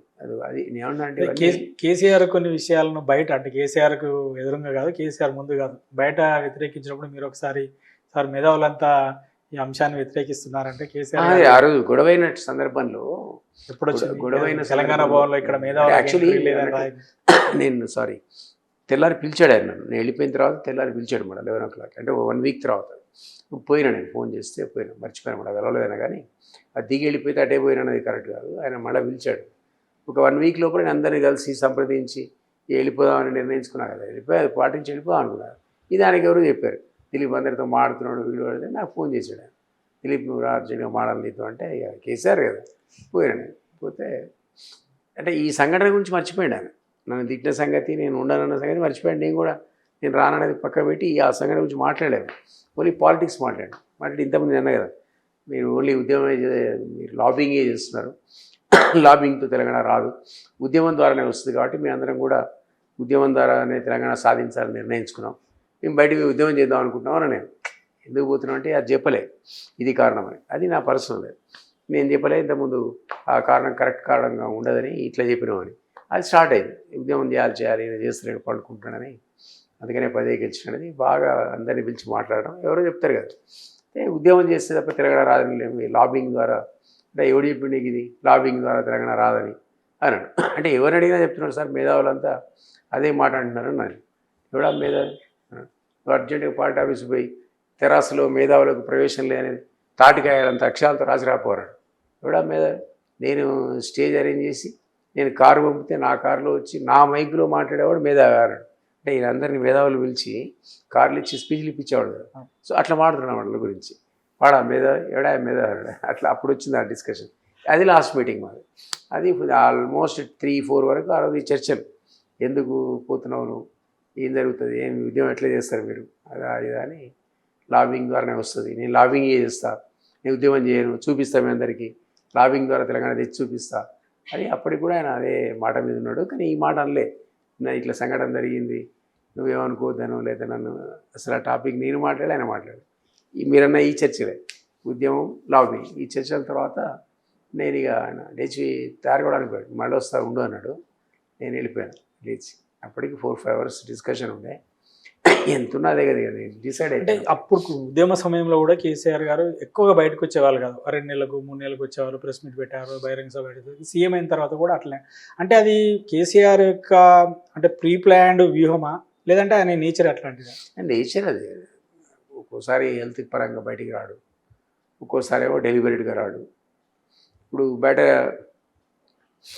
ఒకసారి సోనియా గాంధీ ఫోన్ వచ్చింది, రేపు మాడతాను చెప్పన్నాడు. సాధ్యమా మీకైనా నాకైనా? సోనియా గాంధీ లైన్లో ఉంటే రేపు మాడతాను ఎవడైనా వెళ్తాడు, కేసీఆర్ అని వెళ్తాడు, ఇంకెవరైనా లేరు. ఆ తర్వాత నాకు ఫోన్ చేశాడు, చేసి ఎక్కడ ఉన్నావు అని అంటే నా రూమ్లో ఉన్నా సార్ అంటే ఏం చేస్తున్నావు సార్, డిఫెన్స్ నుంచి ఒక జాయింట్ సెక్రటరీ వచ్చాడు మాట్లాడుతున్నాను సార్ డైరెక్ట్ అంటే ఇద్దరు రెండు లోపలికి అన్నాడు, ఈ డిఫెన్స్ సంబంధించి ఈ అంశాలు ఆ అంశాలు. సోనియా గాంధీతో మాట్లాడాడట, వీడు అనామకు డిఫెన్స్ సెక్రటరీతో గంటన మాట్లాడట. ఎట్లా అర్థం చేసుకుంటారు దాన్ని? ఆ స్టైల్ అనమాట, ఎక్సెంట్రిక్ అంటే వ్యూహాత్మకంగానే ఎక్కువగా ప్రజల మధ్యకి వెళ్తే లేదా ఎక్కువగా ప్రజలకు అందుబాటులో ఉంటే ఒక రాజకీయ నాయకుడు విలువ ఉండదన్న, లేదంటే సమయ సందర్భం వచ్చినప్పుడు మాత్రమే మనం మాట్లాడాలి, అనవసరంగా మాట్లాడకూడదు అనేది కేసీఆర్ వ్యూహమా? ఉండొచ్చు, అది కూడా ఉండొచ్చు. దొరకడు అసలు ఎవరికి అపాయింట్మెంట్ కూడా ఇవ్వడు. మీరు అన్నట్టు ఉద్యమ సమయంలో కేసీఆర్ ఎప్పుడు వస్తాడా బయటికి, ఎప్పుడు మాట్లాడతాడో చూసేవాళ్ళు. ఆయన ఎప్పుడు వచ్చినా ఏదో ఒక సంచలనమైన ప్రకటన చేసి మాట్లాడినట్టు సంచలనం ఇప్పటికి కూడా కదా. సో అదే అది కేసీఆర్ పొలిటికల్ వ్యూహం అంటున్నా, అదొక స్ట్రాటజీ అని. వ్యూహము కొంత ఆయనకు నేచర్ అంతే. అది ఇప్పుడంటే సీఎం అయిన తర్వాత కూడా అయిన తర్వాత ఏమైందంటే మీకు డే టు డే అఫేర్లో సీఎం లేకపోతే మీకు పని కాదు, మీకు అందుబాటులో లేకపోతే ప్రాబ్లమ్స్ వస్తాయి. ఆ ప్రాబ్లమ్స్ వచ్చాయి. లేబర్ మినిస్టర్ ఆఫీస్కి వచ్చినా రాకపోయినా ఎవడో దిలీప్ అంటాడు చూసుకుంటాడు, నడుస్తుంది. నువ్వు పోయినా అడిగిన వాళ్ళు లేడు. 3.5 years నచ్చింది. ఇక్కడ నడవదు సీఎం. 1 day మీరు ఆఫీస్కి పోకపోయినా ఫైల్ సంతకం పెట్టగా నడవదు. అందుకనే ఆయన ఫైల్ పెండింగ్ అని గొడవ రకరకాల అపవాదులు అన్నీ వచ్చినాయి ఆయనకి. అది ఆ నేచర్, అదే నేచర్ ఇక్కడ రిఫ్లెక్ట్ అయింది. అంతకుముందు ఏం డిఫరెంట్ లేడు, ఇక్కడ కొత్తగా మారింది లేదు ఆయన. Same KCR. Only thing is ఉద్యమకాలంలో కేసీఆర్ ఎట్లాడో మీకు తెలియదు, కానీ ఉద్యమకాలంలో ఎట్లాడో తర్వాత కూడా అట్లనే ఉన్నాడు ఆయన. లేబర్ మినిస్టర్ అప్పుడు కూడా అదే కేసీఆర్, సీఎం ఉన్నప్పుడు కూడా అదే కేసీఆర్. ఆయన యాక్టివ్లో ఏం మార్పు లేదు. ఉద్యమంలో కూడా అదే. జ్ఞాపకుంటే ఈరోజు ఓ బ్రహ్మాండమైన పబ్లిక్ మీటింగ్ ఏర్పాటు చేసి పోయిందంటే 2 నెలలు ఎవరు దొరికేటోడు కాదు. మళ్ళీ నెక్స్ట్ పబ్లిక్ మీటింగ్ తయారీలో బయటకు వచ్చాడు. పబ్లిక్ మీటింగ్ మధ్యలో ఆర్గనైజేషన్ కానీ నిర్మాణం కానీ ఓ రివ్యూ కానీ ఎవడు అధ్యక్షుడు ఏం చేస్తున్నాడు కానీ అనుకో ప్రోగ్రామ్ కానీ ఏమీ లేదు. అది కాము ఉంటాడు. పార్టీ అట్లా నడిచేది గమ్మత్తుగా. అది ఉద్యమం అంశం యొక్క శక్తి అట్లా నిలబెట్టింది. మీరు చాలామంది ముఖ్యమంత్రులను చూశారు, చంద్రబాబు నాయుడు, రాజశేఖర రెడ్డి, కిరణ్ కుమార్ రెడ్డి, కేసీఆర్. అంటే ఇప్పుడు ఈ 18 నెలల్లో తెలంగాణ రాష్ట్రంలో కాంగ్రెస్ పార్టీ అధికారంలోకి వచ్చిన తర్వాత రేవంత్ రెడ్డి నాయకత్వంలోని ప్రభుత్వ పని విధానం మీద మీ అభిప్రాయం ఏంటి? ఒకటి మనందరం కూడా మేము కూడా బీజేపీలో ఉంటే కేసీఆర్ దిగిపోవాలని కోరుకున్నాను. ఎందుకంటే మొదటి నుంచి కూడా అది ఏమన్నా కావచ్చు, ఏ కారణం చేతనైనా కేసీఆర్ అనేవాడు తెలంగాణ రావడానికి ఉపయోగపడు కానీ ఆయన శైలి మనకు తెలంగాణకు అనుగుణంగా లేదనేది మా వాదన మొదటి నుంచి కూడా. ఎందుకంటే ఆయన ఇదే మనం అనుకునే రకరకాల అవలక్షణాలు కొన్ని ఉన్నాయి. తెలంగాణ కోరుకున్నటువంటి నిర్మాణం ఏంటి అంటే అది తెలంగాణ ఆకాంక్షలు, నిధులు, నీళ్లు, నియామకాలు ఆ పద్ధతిలోనే కేసీఆర్ కూడా నిజంగా కూడా అట్లా పరిపాలించి ఉంటే చర్చే లేదు అసలు. కూడా అధికారంలోకి వచ్చేవాడు కాదు. ఆ ట్రాక్ తప్పాడు. ఎందుకు తప్పాడంటే మరి ఆయన ఎగోయిస్టు, ఆశ్రిత పక్షపాతం, కుటుంబ పరిపాలన, అవినీతి ఇవన్నీ మనం ఎక్స్పెక్ట్ చేసినవి కావు.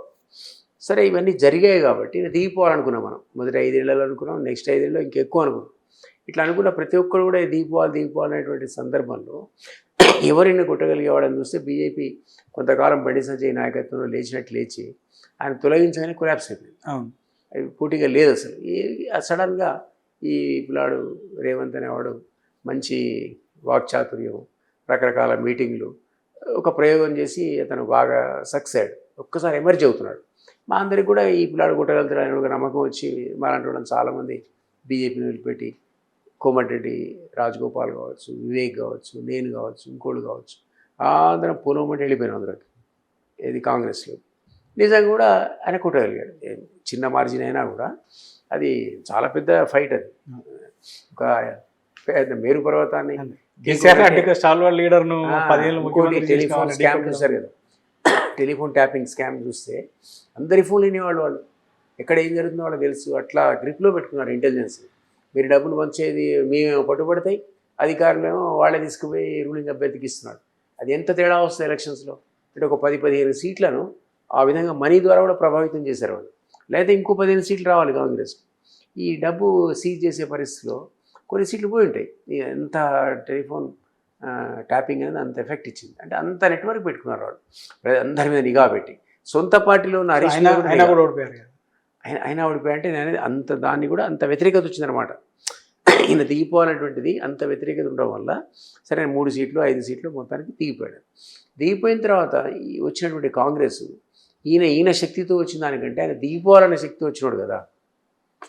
ఆయన దిగిపోవాలనే కోరిక ఎక్కువ కానీ ఈయన నిలబడాలని కోరుకుని వచ్చినాడు కాదు. ఈయన వచ్చాడు అదృష్టవశాత్తు. వచ్చిన తర్వాత ఈయన అంతకుముందు తెలంగాణ సోయితో పరిపాలించలే మనం అనుకుంటున్నాం. ఇప్పుడు తెలంగాణ సోయితో పరిపాలించట్లే, అందుకని అన్పాపులర్ అయ్యాడు. ఎందుకంటే తెలంగాణ సోయి లేదు. ఈయన వచ్చిందేమో టీడీపీ పార్టీ. మనం ఎంతమంది అనుకుంటే అది 2 కళ్ళ సిద్ధాంతం.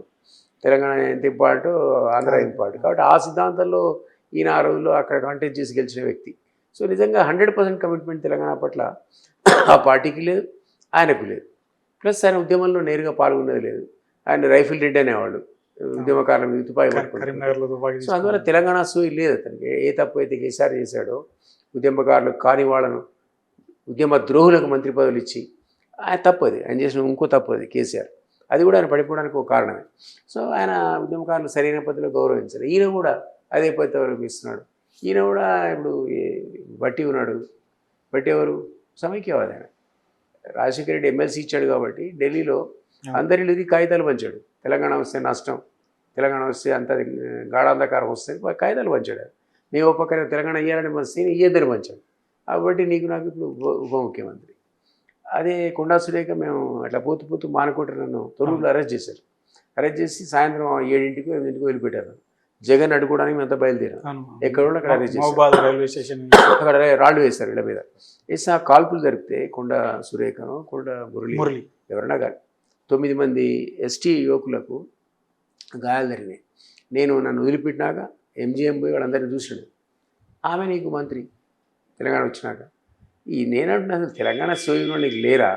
ఎందుకు ఇట్లాంటి చూసి పెట్టుకోవాలి? అవినీతి పరులు నీకు ఎందుకు? అసలు అవినీతి పరులైన మంత్రులు కావాలని మనం తెలంగాణ కోసం కొట్లాడామా? కాదు కదా. సో ఈరోజు ఆయన పరిపాలిస్తున్నది తెలంగాణ సోయి లేని పరిపాలన. కాబట్టి అతను ఆ కారణం చేత ఆయనకు 10 ఏళ్ళు పడితే ఈయన 10 నెలల్లో కొలాప్స్ అయిపోయాడు. ఒకటేమిందంటే డబ్బులు లేవు. ఇప్పుడు డబ్బులు అడిగితే నా డబ్బులు కావాలి నన్ను పూసుకొని తినని అంటున్నాడు. ఇచ్చిన హామీలను ఇచ్చేవి, ఈరోజు డబ్బులు లేవంటివి, అదొక నెగటివ్. సో ఇట్లా తెలంగాణ సోయి లేకుండా పరిపాలించడం, డబ్బులు ఆయనకు లేకపోవడం, ఇచ్చిన హామీలు నెరవేర్చకపోవడం, ఇవన్నీ కూడా ఈరోజు కాంగ్రెస్ పరిస్థితి ఎట్లుందంటే మనం ఎవరు ఊహించకున్నట్టు దారుణంగా పడిపోయింది. ఇప్పటికిప్పుడు ఎలక్షన్ వస్తే అయితే నెంబర్ 1లో బీజేపీ ఉంటుంది, అది చచ్చిపోయింది అనుకున్న బీఆర్ఎస్ మళ్ళీ నెంబర్ 2లో వచ్చేటట్టుంది. ఎందుకంటే జనం ఏమంటారంటే వీనికంటే వాడేనేమంటున్నారు, వీడు వాడనే పదం నేను వాడకూడదు, నేను వాడుతున్న పదం కాదు అది, సామాన్యుడు అంటున్నాడు. అది సామాన్యుడు పదం కాదు. బీఆర్ఎస్ చచ్చిపోయిందంటే ఎట్లంటారు మీరు అన్నారు, లిస్ట్ ఆఫ్ ది లిస్ట్ 39 ఎమ్మెల్యేలు వచ్చినాక 39 119 అనేది 39 ఎమ్మెల్యేలు వచ్చినాక తక్కువ సంఖ్య ఏం కాదు. దానికి నేను ఏమన్నా, నేను టెలిఫోన్ స్కాములు ఇవన్నీ కారణం అన్నా కదా. నిజంగానే వాళ్ళ శక్తితో వచ్చింది అనుకున్నా. ఎంపీకి వచ్చేవరకు 0 ఎందుకు అవుతావు? 0 అయిపోయినా కదా, పబ్లిక్ నేను 0 చేసిండప్పా, ఒక్కటని రావాలి నీకు. 0 ఎట్లయితావు అంటే ఆల్రెడీ పబ్లిక్ నేను కొట్టేసింది దెబ్బ, 0 చేసింది. ఆ 0 నుంచి అది లేవాలి. ఈరోజు లేస్తుంది అంటు నేను. వాడు మళ్ళీ రేవంత్ రెడ్డి ఏమో 10 ఏళ్ళు నేనే ముఖ్యమంత్రి రాష్ట్రానికి అంటున్నాడు. ఏ ధైర్యంతో అంటున్నాడు? మీకు తెలుసు, నాకు తెలుసు. దాని ఊరికేనే రెటరిక్ స్పీచెస్ అంటారు, దాన్ని రెటరిక్ స్పీచెస్. అయ్యే పని కాదు అది. అసలు కాంగ్రెస్ కల్చర్లోనే సెకండ్ టర్మ్ నీకు రావడం చాలా కష్టం. ఏదో రాజశేఖర్ లాంటి ఇచ్చింది, కానీ ఒక టర్మ్లోనే ముగ్గురిని మార్చిన హిస్టరీ ఉంది కాంగ్రెస్. సరే ఏదో ఈ మధ్యకాలంలో 5 ఏళ్ళు ఉండని అనుకుంటున్నారు, కానీ అంత ఈజీ కాదు. అట్లాంటి సందర్భంలో 10 ఏళ్ళు నేనే ఉంటాను. సరే మనం జనరల్గా అనుకుందాం, ఇప్పుడు స్థానిక సంస్థల్లో కాంగ్రెస్కి ఆ సీన్ ఉందా? నేను చెప్తున్నా లేదని. 3rd ప్లేస్ పడిపోయింది అంటున్నా. ఇప్పటికిప్పుడు కాంగ్రెస్ లోకల్ బాడీ ఎలక్షన్కి పోతే 3rd ప్లేస్లో ఉంటుంది, మీరు రాసి పెట్టుకోండి. ఆ పరిస్థితి తెచ్చుకున్నారు, మనం ఎవరు ఊహించలేదు. అంత త్వరగా వాళ్ళు కొలాప్స్ అవుతారని మనం ఊహించలేదు. అట్లా రేవంత్ రెడ్డి పరిపాలన ఉంది అంటున్నాను. దానికి అనుభవ రాహిత్యం కారణం కావచ్చు, ఆయనకున్నటువంటి ఆవేశం కారణం కావచ్చు. ఏ భాష అయితే ఆయన తీసుకొచ్చి సీఎం సీట్లో కూర్చోబెట్టిందో అదే భాష ఈరోజు ఆయనకు వ్యతిరేకంగా పనిచేస్తుండొచ్చు. అది మనం మార్చుకోవాలి. ఒకసారి సీఎం అయినాక అటు డిగ్నిఫైడ్, అది కూడా తప్పు ఎవరి కారణం ఏ కారణమైనా కావచ్చు. ఈరోజు ఆయన అన్ఫార్చునేట్లీ ఆయన గ్రిప్ లేదు. అసలు కలెక్టివ్ రెస్పాన్సిబిలిటీ ఉండాలి క్యాబినెట్ అంటే. ఎక్కడుంది? సీనియర్లు కూడా సహకరిస్తలేరు అని ఎవరిష్టంలో వాళ్ళు మాడుతున్నారు. ఎవరికి కూడా ఈయన ఉండాలని లేదు. ఆయన లేస్తే నేను కూర్చోవాలనుకుంటాడు ప్రతి ఒక్కడు. ఎవడికి వాడు నేనే కూర్చోవాలంటాడు. ఇది ఎక్కడ పంచాయతీ? దానివల్ల మీరు స్టాల్వార్డ్ లీడర్స్ దగ్గర పిఎస్గా చేశారు, ఎమ్మెల్సీగా చేశారు, మీ అనుభవంలో చాలామంది చూశారు. అంటే ఇప్పుడు ఉన్న రేవంత్ రెడ్డి ప్రభుత్వానికి మీరు చేసే సూచన ఏంది? ఇంకా కనీసం ఇంకా 3 సంవత్సరాలు 2 నెలలైనా గడవాలి కదా. ఈ 3 ఏళ్ళైనా ప్రభుత్వాన్ని సమర్థవంతంగా నడపాలంటే మీరు చేసే సూచన ఏంటి? ఇంకోటి, మిగిలిన హామీలు అప్పు చేస్తావు అది నెరవేర్చాలి. ఫస్ట్ హామీలు ఇచ్చినాక 10 ఇచ్చి ఒకటి ఇవ్వకపోతే అడుగుతున్నాడు. 10 ఎట్లాగో చెప్పినావు ఇచ్చిన, మరి దీని సంగతి ఏంటంటే హామీలు 100% నెరవేర్చాలి. దానికోసం నువ్వు అప్పు చేయి సప్పు చేయి, కేసీఆర్లో కాసులు అమ్ము వేలం పెట్టేది వేరే విషయం. అది ఫస్ట్ అయిపోవాలి. నెక్స్ట్ ఏంటంటే ఒక కలెక్టివ్ లీడర్షిప్ ఉండాలి. నువ్వు మాట్లాడిందే క్యాబినెట్ కలీగ్స్ మాట్లాడాలి. వాళ్ళ దగ్గర అది రావాలి, కల్చర్ రావాలి. ఒకటి అంతా మేము ఒకటే టీం అని అందరు కలిసి మాట్లాడాలి. ఇప్పుడు ఏదో రేవంత్ రెడ్డి తిరుగుతారు కాబట్టి నేను కాము ఊరుకుంటాను, ఇంకో మంత్రి అనుకుంటే అట్లే ఉంది చూడడానికి. అసెంబ్లీలో ఈయన ఒక్కడే పోరాడు, వీళ్ళంతా కాము కూర్చుంటాడు అనేది మనం చూసినాం చాలా సందర్భాలు. అంటే రేవంత్ రెడ్డి ఇప్పటికి కూడా ప్రతిపక్ష నాయకుడి స్థాయిలోనే మాట్లాడుతున్నారు. అంటే ఒక ముఖ్యమంత్రిగా మాట్లాడే భాషను మీరు దాని ఎట్లా చూస్తారు? అదే నేను ఇంతకుముందు చెప్పిన కదా, భాష కూడా సంస్కరించుకోవాలి. ఎందుకంటే అయిపోయింది, నువ్వు వచ్చేసినావు సీఎం అనేది, నీకు అదృష్టానికి సీఎం అయినా ఇక్కడి నుంచి నువ్వు కేరే చేయద్దు. అసలు ఇంకా కేసీఆర్ అయింది పోయి, నువ్వు ఆల్రెడీ 2 years అయిపోయింది నువ్వు అధికారంలోకి వచ్చి, ఇంకా కేసీఆర్ని తిట్టి, టీఆర్ఎస్ని తిట్టి, బీఆర్ఎస్ని తిట్టి ఏం జరుగుతుంది? అది ఎవరు పట్టించుకోడు. అయిపోయింది వాళ్ళది, క్లోజ్ చాప్టర్ అనుకోవాలి. ఇంతకుముందు అన్నట్టు దట్ పార్టీ ఈజ్ డెడ్ అన్నట్టు దాన్ని పట్టించుకోకుండా నువ్వు ముందుకెళ్ళిపోవాలి. కానీ ఇంకా నువ్వు అది చేసినావు ఇది చేసినావు, కేసీఆర్ రా చర్చించు, దమ్ముందా దమ్ములే, ఎవరికి కావాలి ఇదంతా? పబ్లిక్ దాన్ని యాక్సెప్ట్ చేయాలి. అయిపోయింది, మర్చిపోవాలి. మర్చిపోయి ముందుకు పోవాలి, కొత్త తరహాలో పరిపాలించాలి. తెలియకపోతే తెలిసిన అడగాలి. ఇంతమంది లేదు, పారమైన అనుభవం ఉన్నారు కాబట్టి వాళ్ళతో తీసుకోవాలి. తర్వాత ఆయన వస్తుంటే క్యాబినెట్ కలీగ్స్ లేచి నిలబడతలేదు. విజువల్స్లో టీవీలో మంచి కూర్చొని ఇటు చూస్తున్నారు. ఆయన వస్తుంటే ముఖ్యమంత్రి వస్తే ఇట్లా కూర్చొని చూస్తారండి. అంటే అందరికంటే కూడా ఆయన వయసులో చిన్నవాడే, లేదంటే ఆల్మోస్ట్ ఆల్ ఈక్వలెంట్ అంతే. ఏదైనా కూడా చీఫ్ మినిస్టర్ కదా, టక్కులు లేచిన కూడా వాళ్ళు ఎవరైనా సీఎం వస్తున్నాడు. మీరు చూడండి విజువల్స్లో క్యాబినెట్ మీటింగ్లో 2 సార్లు చూసినాడు, లేవని కూడా వేస్తున్నాడు. అట్లా ఉండకూడదు. కలెక్టివ్ రెస్పాన్సిబిలిటీతో అందరూ కలిసి ఎస్సీ ఈసారి అధికారులు చేయాలి అనే కాన్ఫిడెన్స్తో పరిపాలించాలి. కానీ ఈ విధంగా ఎప్పుడు అవకాశం వస్తే అప్పుడు దిగిపోవాలని వాళ్ళే కోరుకుంటే ఏవైతే మరి. అంటే కపిలవాయి దిలీప్ గారి నెక్స్ట్ పొలిటికల్ స్టెప్ ఏంటంటే ఇప్పటివరకు మీరు రాజకీయాల్లో కాస్త రెస్ట్ తీసుకుందాం అనుకుంటున్నారా, లేదంటే పర్టికులర్ అంబిషన్స్ ఏం లేవు? ఆల్మోస్ట్ నేను 70 yearsకి వచ్చిన. ఒకటే కూడా ఏంటంటే తెలంగాణ కోసం మొదటిసారి 69లో మేము లాఠీ దెబ్బలు తిన్నాం. తర్వాత మలిదశ ఉద్యమంలో నా 10 ఏళ్ల సర్వీస్ వదులుకున్నా. ఆల్మోస్ట్ ఫారెస్ట్ సర్వీస్ ఇంపార్టెంట్ ఉద్యోగం. అట్లా పోరాడి తెచ్చుకున్న తెలంగాణ అనేది అనుకున్న పద్ధతిలో లేదనేది ఒక ఆవేదన. ఒకసారి ఎమ్మెల్సీ అయితే అంటే 2 సార్లు అయినారు. 2 టైమ్స్ అయినా అది కాదు కదా ఆబ్జెక్టివ్, అది కాదు. అప్పుడైనా అది పోరాడానికి, అది కూడా పోరాటం కోసం అయినా కానీ సొంత మాకేం అధికారంలో మేము భాగస్వామ్యం కాదు కదా. సో అధికారం వచ్చిన తర్వాత దాన్ని అది ఒక సామాజిక తెలంగాణ కావాలని, ప్రజల తెలంగాణ కావాలని మేము కోరుకున్నాం. అది జరగలేదు. సో నేను ఇప్పుడు రాష్ట్రీయ లోక్దళ్ పార్టీ రివైవ్ చేసిన, యాక్చువల్లీ క్లోజ్ చేసిన 2014లో. మళ్ళీ రివైవ్ చేయడానికి కారణం ఏంటంటే యువకులు రావాలి రాజకీయాల్లో. ఇదంతా పాత జనరేషన్ అంతా పాలిటిక్స్ కరప్ట్ అయిపోయినాయి, చాలా అధ్వానం అయిపోయినాయి. ఇది జనరేషన్, కొత్త జనరేషన్ ఆలోచించాలి. వాడు పాలిటిక్స్ అంటే దూరం ఉంటే నడవదు. సో యువతకు మేము ట్రైనింగ్ ఇద్దాం అనుకుంటున్నాం. పాలిటిక్స్లో నువ్వు ఏం చేయాలి, మాకు అవసరం లేదు ఇక పదవులు, ఇంకా కాంటెస్ట్ కూడా చేయకపోవచ్చు ఆల్రెడీ. కానీ ఇంత ఇంత మీరే చెప్తున్నట్టుగా ఇంత కరప్ట్ అయిన పాలిటిక్స్లో, ఇంత మనీమయమైన పాలిటిక్స్లో, ఇంత కులమయము లేకపోతే డబ్బుమయము మద్యమయమైన పాలిటిక్స్లో ఇవాళ సాధ్యమంటారా? కొత్త జనరేషన్ వచ్చి నీతి నిజాయితీగా రాజకీయాలు నడపడం సాధ్యమని నేను అనుకుంటున్నా. ఎందుకంటే పబ్లిక్ అందరిదే డబ్బులు తీసుకొని ఎవరికి వేయాలో వాళ్ళకి వేస్తున్నారు, డబ్బులు అందరిదే తీసుకుంటారు, ఎవరికి వేయాలో వాళ్ళకి వేస్తున్నారు. అదొకటి ఉంది. మీకు ఆంధ్రాలో ఒక ఎలక్షన్ అయింది, నేను సమ్ టీచర్స్ అనుకుంటా, నేను ఒక 2-3 years కింద జరిగింది అది. అందులో ఏమొచ్చిందంటే ప్రతి ఓటరు కూడా ఒక అభ్యర్థి వెండి చెంబులు గ్లాసులు పంపిండాడు, వెండి గ్లాసులు పంపిన తర్వాత ఎవడికి ₹1 అనేది గెలిచిండాడు. ఆయన ఏ రూపాయి వేయలేదు, ఆయన మంచోడు. ఆయన పబ్లిక్ తీసుకున్నారు, ఇచ్చినప్పుడు వద్దనిలే, శుభ్రంగా పోయి అతనికి ఓటేసారు. అని మరి ఎట్లయితే ఆ మార్పు రావాలి, సమాజంలో రావాలి, ఓటర్ కూడా ఆలోచించాలి. ఎవరో కరెక్ట్ పర్సన్, ఇప్పుడు అందరి దగ్గర డబ్బులు తీసుకొని ఎవడు మెరిట్ ఉందో వానికి వేస్తే అందరూ బంద్ చేస్తారు ఇవ్వడం. ఎట్లాగో వాడు మనకి ఏడరా బాబు అనుకుంటారు, అది పార్టీలు బంద్ చేయాలి. సో పార్టీలే తప్పది, అది నేర్పిర్రు పబ్లిక్. అది ఎట్లా వస్తుందంటే అది ఆ కల్చర్ అనేది మీరు ప్రజల నుంచి రావాలి, ఇక్కడ పార్టీల్లో కూడా ఉండాలి. అదర్వైజ్ ఎట్లా సంస్కరణ ఎట్లా సాధ్యమైంది? కాబట్టి నేను అనుకుంటున్నా పిల్లలకి అది నేర్పాలి అనేది ఒకటి. ఇది గెలిచాక ఏం చేయాలని కూడా తెలవాలి కదా. గెలవగా ఏంటంటే లూటీ చేయాలి, డబ్బులు తెచ్చుకోవాలంటే ఈ డబ్బులు పెట్టకూడదు, దాని గురించి ఆశించకూడదు. అది సోషల్ సర్వీస్ లాగా ఉండాలి పాలిటిక్స్ అంటే. ఆ టైప్ ఆఫ్ పాలిటిక్స్ ప్రజలకు అంటే నా కాంటెస్ట్ చేయడానికి నేర్పాలనేది ఒక ఉద్దేశం. మేము లక్ష్యం ఒక ఛానల్ పెట్టాం, అదేంటంటే ఎంపవర్మెంట్ ఆఫ్ యూత్. అంటే యూత్కి ఇంగ్లీష్ క్లాసెస్ చెప్తున్నాను నేను ఫ్రీగా. మీరు బయట పోయి 4 రోజుల ఇంగ్లీష్ నేర్చుకోవాలంటే 35,000 కట్టాలి, నేను ఫ్రీగా చెప్తున్నాను. నాకు 2800 సబ్స్క్రైబర్స్ ఉన్నారు మొదటి నెలలోనే. అంటే వాళ్ళు చూస్తున్నారు, దే వాంట్ టు లెర్న్. ఇట్లా పాలిటిక్స్ నుంచి కూడా రేపొద్దున political classes Haragopal sir, Nageshwar sir ఇట్లాంటి వాళ్ళని తీసుకొచ్చి ఆన్లైన్లో ప్లస్ ఫిజికల్గా కూడా చేయిద్దామని ఒక లక్ష్యం. అది పేరు కూడా దాని పేరే లక్ష్యం. సో అట్లా ఒక ఆబ్జెక్టివ్తో అట్లా ఒక పేపర్ కూడా పెడతాం, జర్నలిస్ట్ నిఘా అని. అవినీతి మీద పోరాటం, ఏ డిపార్ట్మెంట్లో ఎట్లా అవినీతి ఉంటుంది, ఎట్లా మనం వాడిని ఎండగట్టాలి, ఎట్లా వాడిని బట్టియాలి, ఏసీ ఎట్లా పనిచేయాలి, ఇట్లా రకరకాల గైడెన్స్తో జర్నలిస్ట్ నిఘా అనే పేపర్ మాకు ఈ ఫస్ట్ వీక్ నుంచి వస్తుంది. పేపర్ అండ్ మ్యాగజైన్ కూడా సమ్ కైండ్ ఆఫ్ సర్వీస్. మీరు అన్నారు ఏం చేయాలి, ఆబ్జెక్టివ్ ఏంటంటే ఇంకా ఓపిక ఉన్నది, మాట్లాడే స్పిరిట్ ఉంది, ఒక స్పిరిట్ కూడా ఉంది.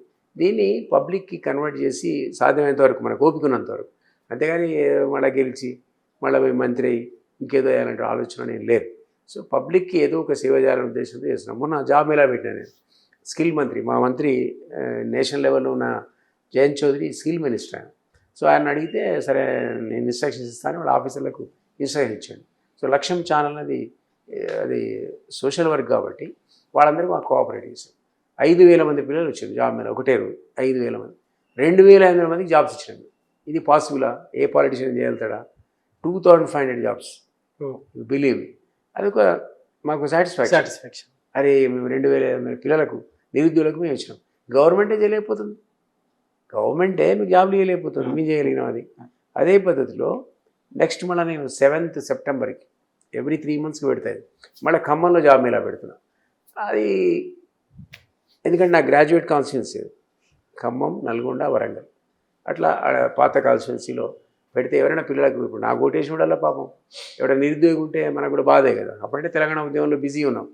నర్సంపేటలో నేను నా విమలకతో కలిసి ఆమె అన్ని పాటలు పాడుతుంటే వాళ్ళ బృందం అంతా నిలబడి ఉన్నాను. నేను ఎమ్మెల్సీ ఉన్నా, తెలంగాణ రాలే. ఓ పిల్లాడు ఇట్లా క్రౌడ్లోకి వెళ్ళి దూసుకొని వచ్చాడు, వచ్చి దిలీప్ కుమార్ నేను 2 సార్లు ఓటేసిన అన్నాడు. అంటే థ్యాంక్ యూ బ్రదర్ నమస్తే పెడితే, నువ్వు నిద్రపోవడానికి వీల్లేదు అన్నాడు. ఎందుకంటే తెలంగాణ వచ్చిందా నిద్రపోతున్నావు, నీకు ఎందుకు ఇచ్చిన అనుకుంటున్నాను. That is the spirit. అంటే అట్లా పిల్లలు అది మీ దగ్గర కోరుకున్నారు, వాళ్ళు తెలంగాణ కావాలని కోరుకున్నారు, వచ్చిన తెలంగాణలో వాడికి ఏదో ఒకటి రావాలని కోరుకుంటాడు కదా. సో అట్లాంటి వాళ్ళకి మనం సేవ చేద్దామంటే అయితే నేను అధికారంలో ఉండాలి లేదా నాకు అవకాశం రావాలి, అది రాలే. ఆ పోరాటంలోనే సరిపోయింది ఆ మొత్తం 9 years కూడా. అందువల్ల నేను ఏమనుకున్నా అంటే ఈ జాబ్ మేళాస్ ద్వారా అట్లాంటి పిల్లలు ఎవరైనా నేను కనుక ఉద్యోగాలు ఇవ్వగలిగితే నా ఓటర్స్ వరకు ఇంకా వాడి జాబ్ రాకుండా ఉంటే అది ఒక ఆబ్జెక్టివ్. మీరు అన్నది ఏం చేయదలుచుకున్నారంటే ఎవ్రీ 2 months 3 months ఈ జాబ్ మేళాలు పెడతాను, పెట్టి ఇట్లా పిల్లలకు ఉపయోగపడదామని ఒక ఆలోచన. పొలిటికల్ అంబిషన్స్ ఇప్పుడు ఏముంటుంది. Okay sir, thank you. అంటే ఈ కరప్ట్ అయిపోయిన రాజకీయాలలో లేదా అవినీతిమయం, అక్రమాలమయం, మద్యమయం అయిపోయినటువంటి రాజకీయాలలో ఒక కొత్త తరం రావాలి.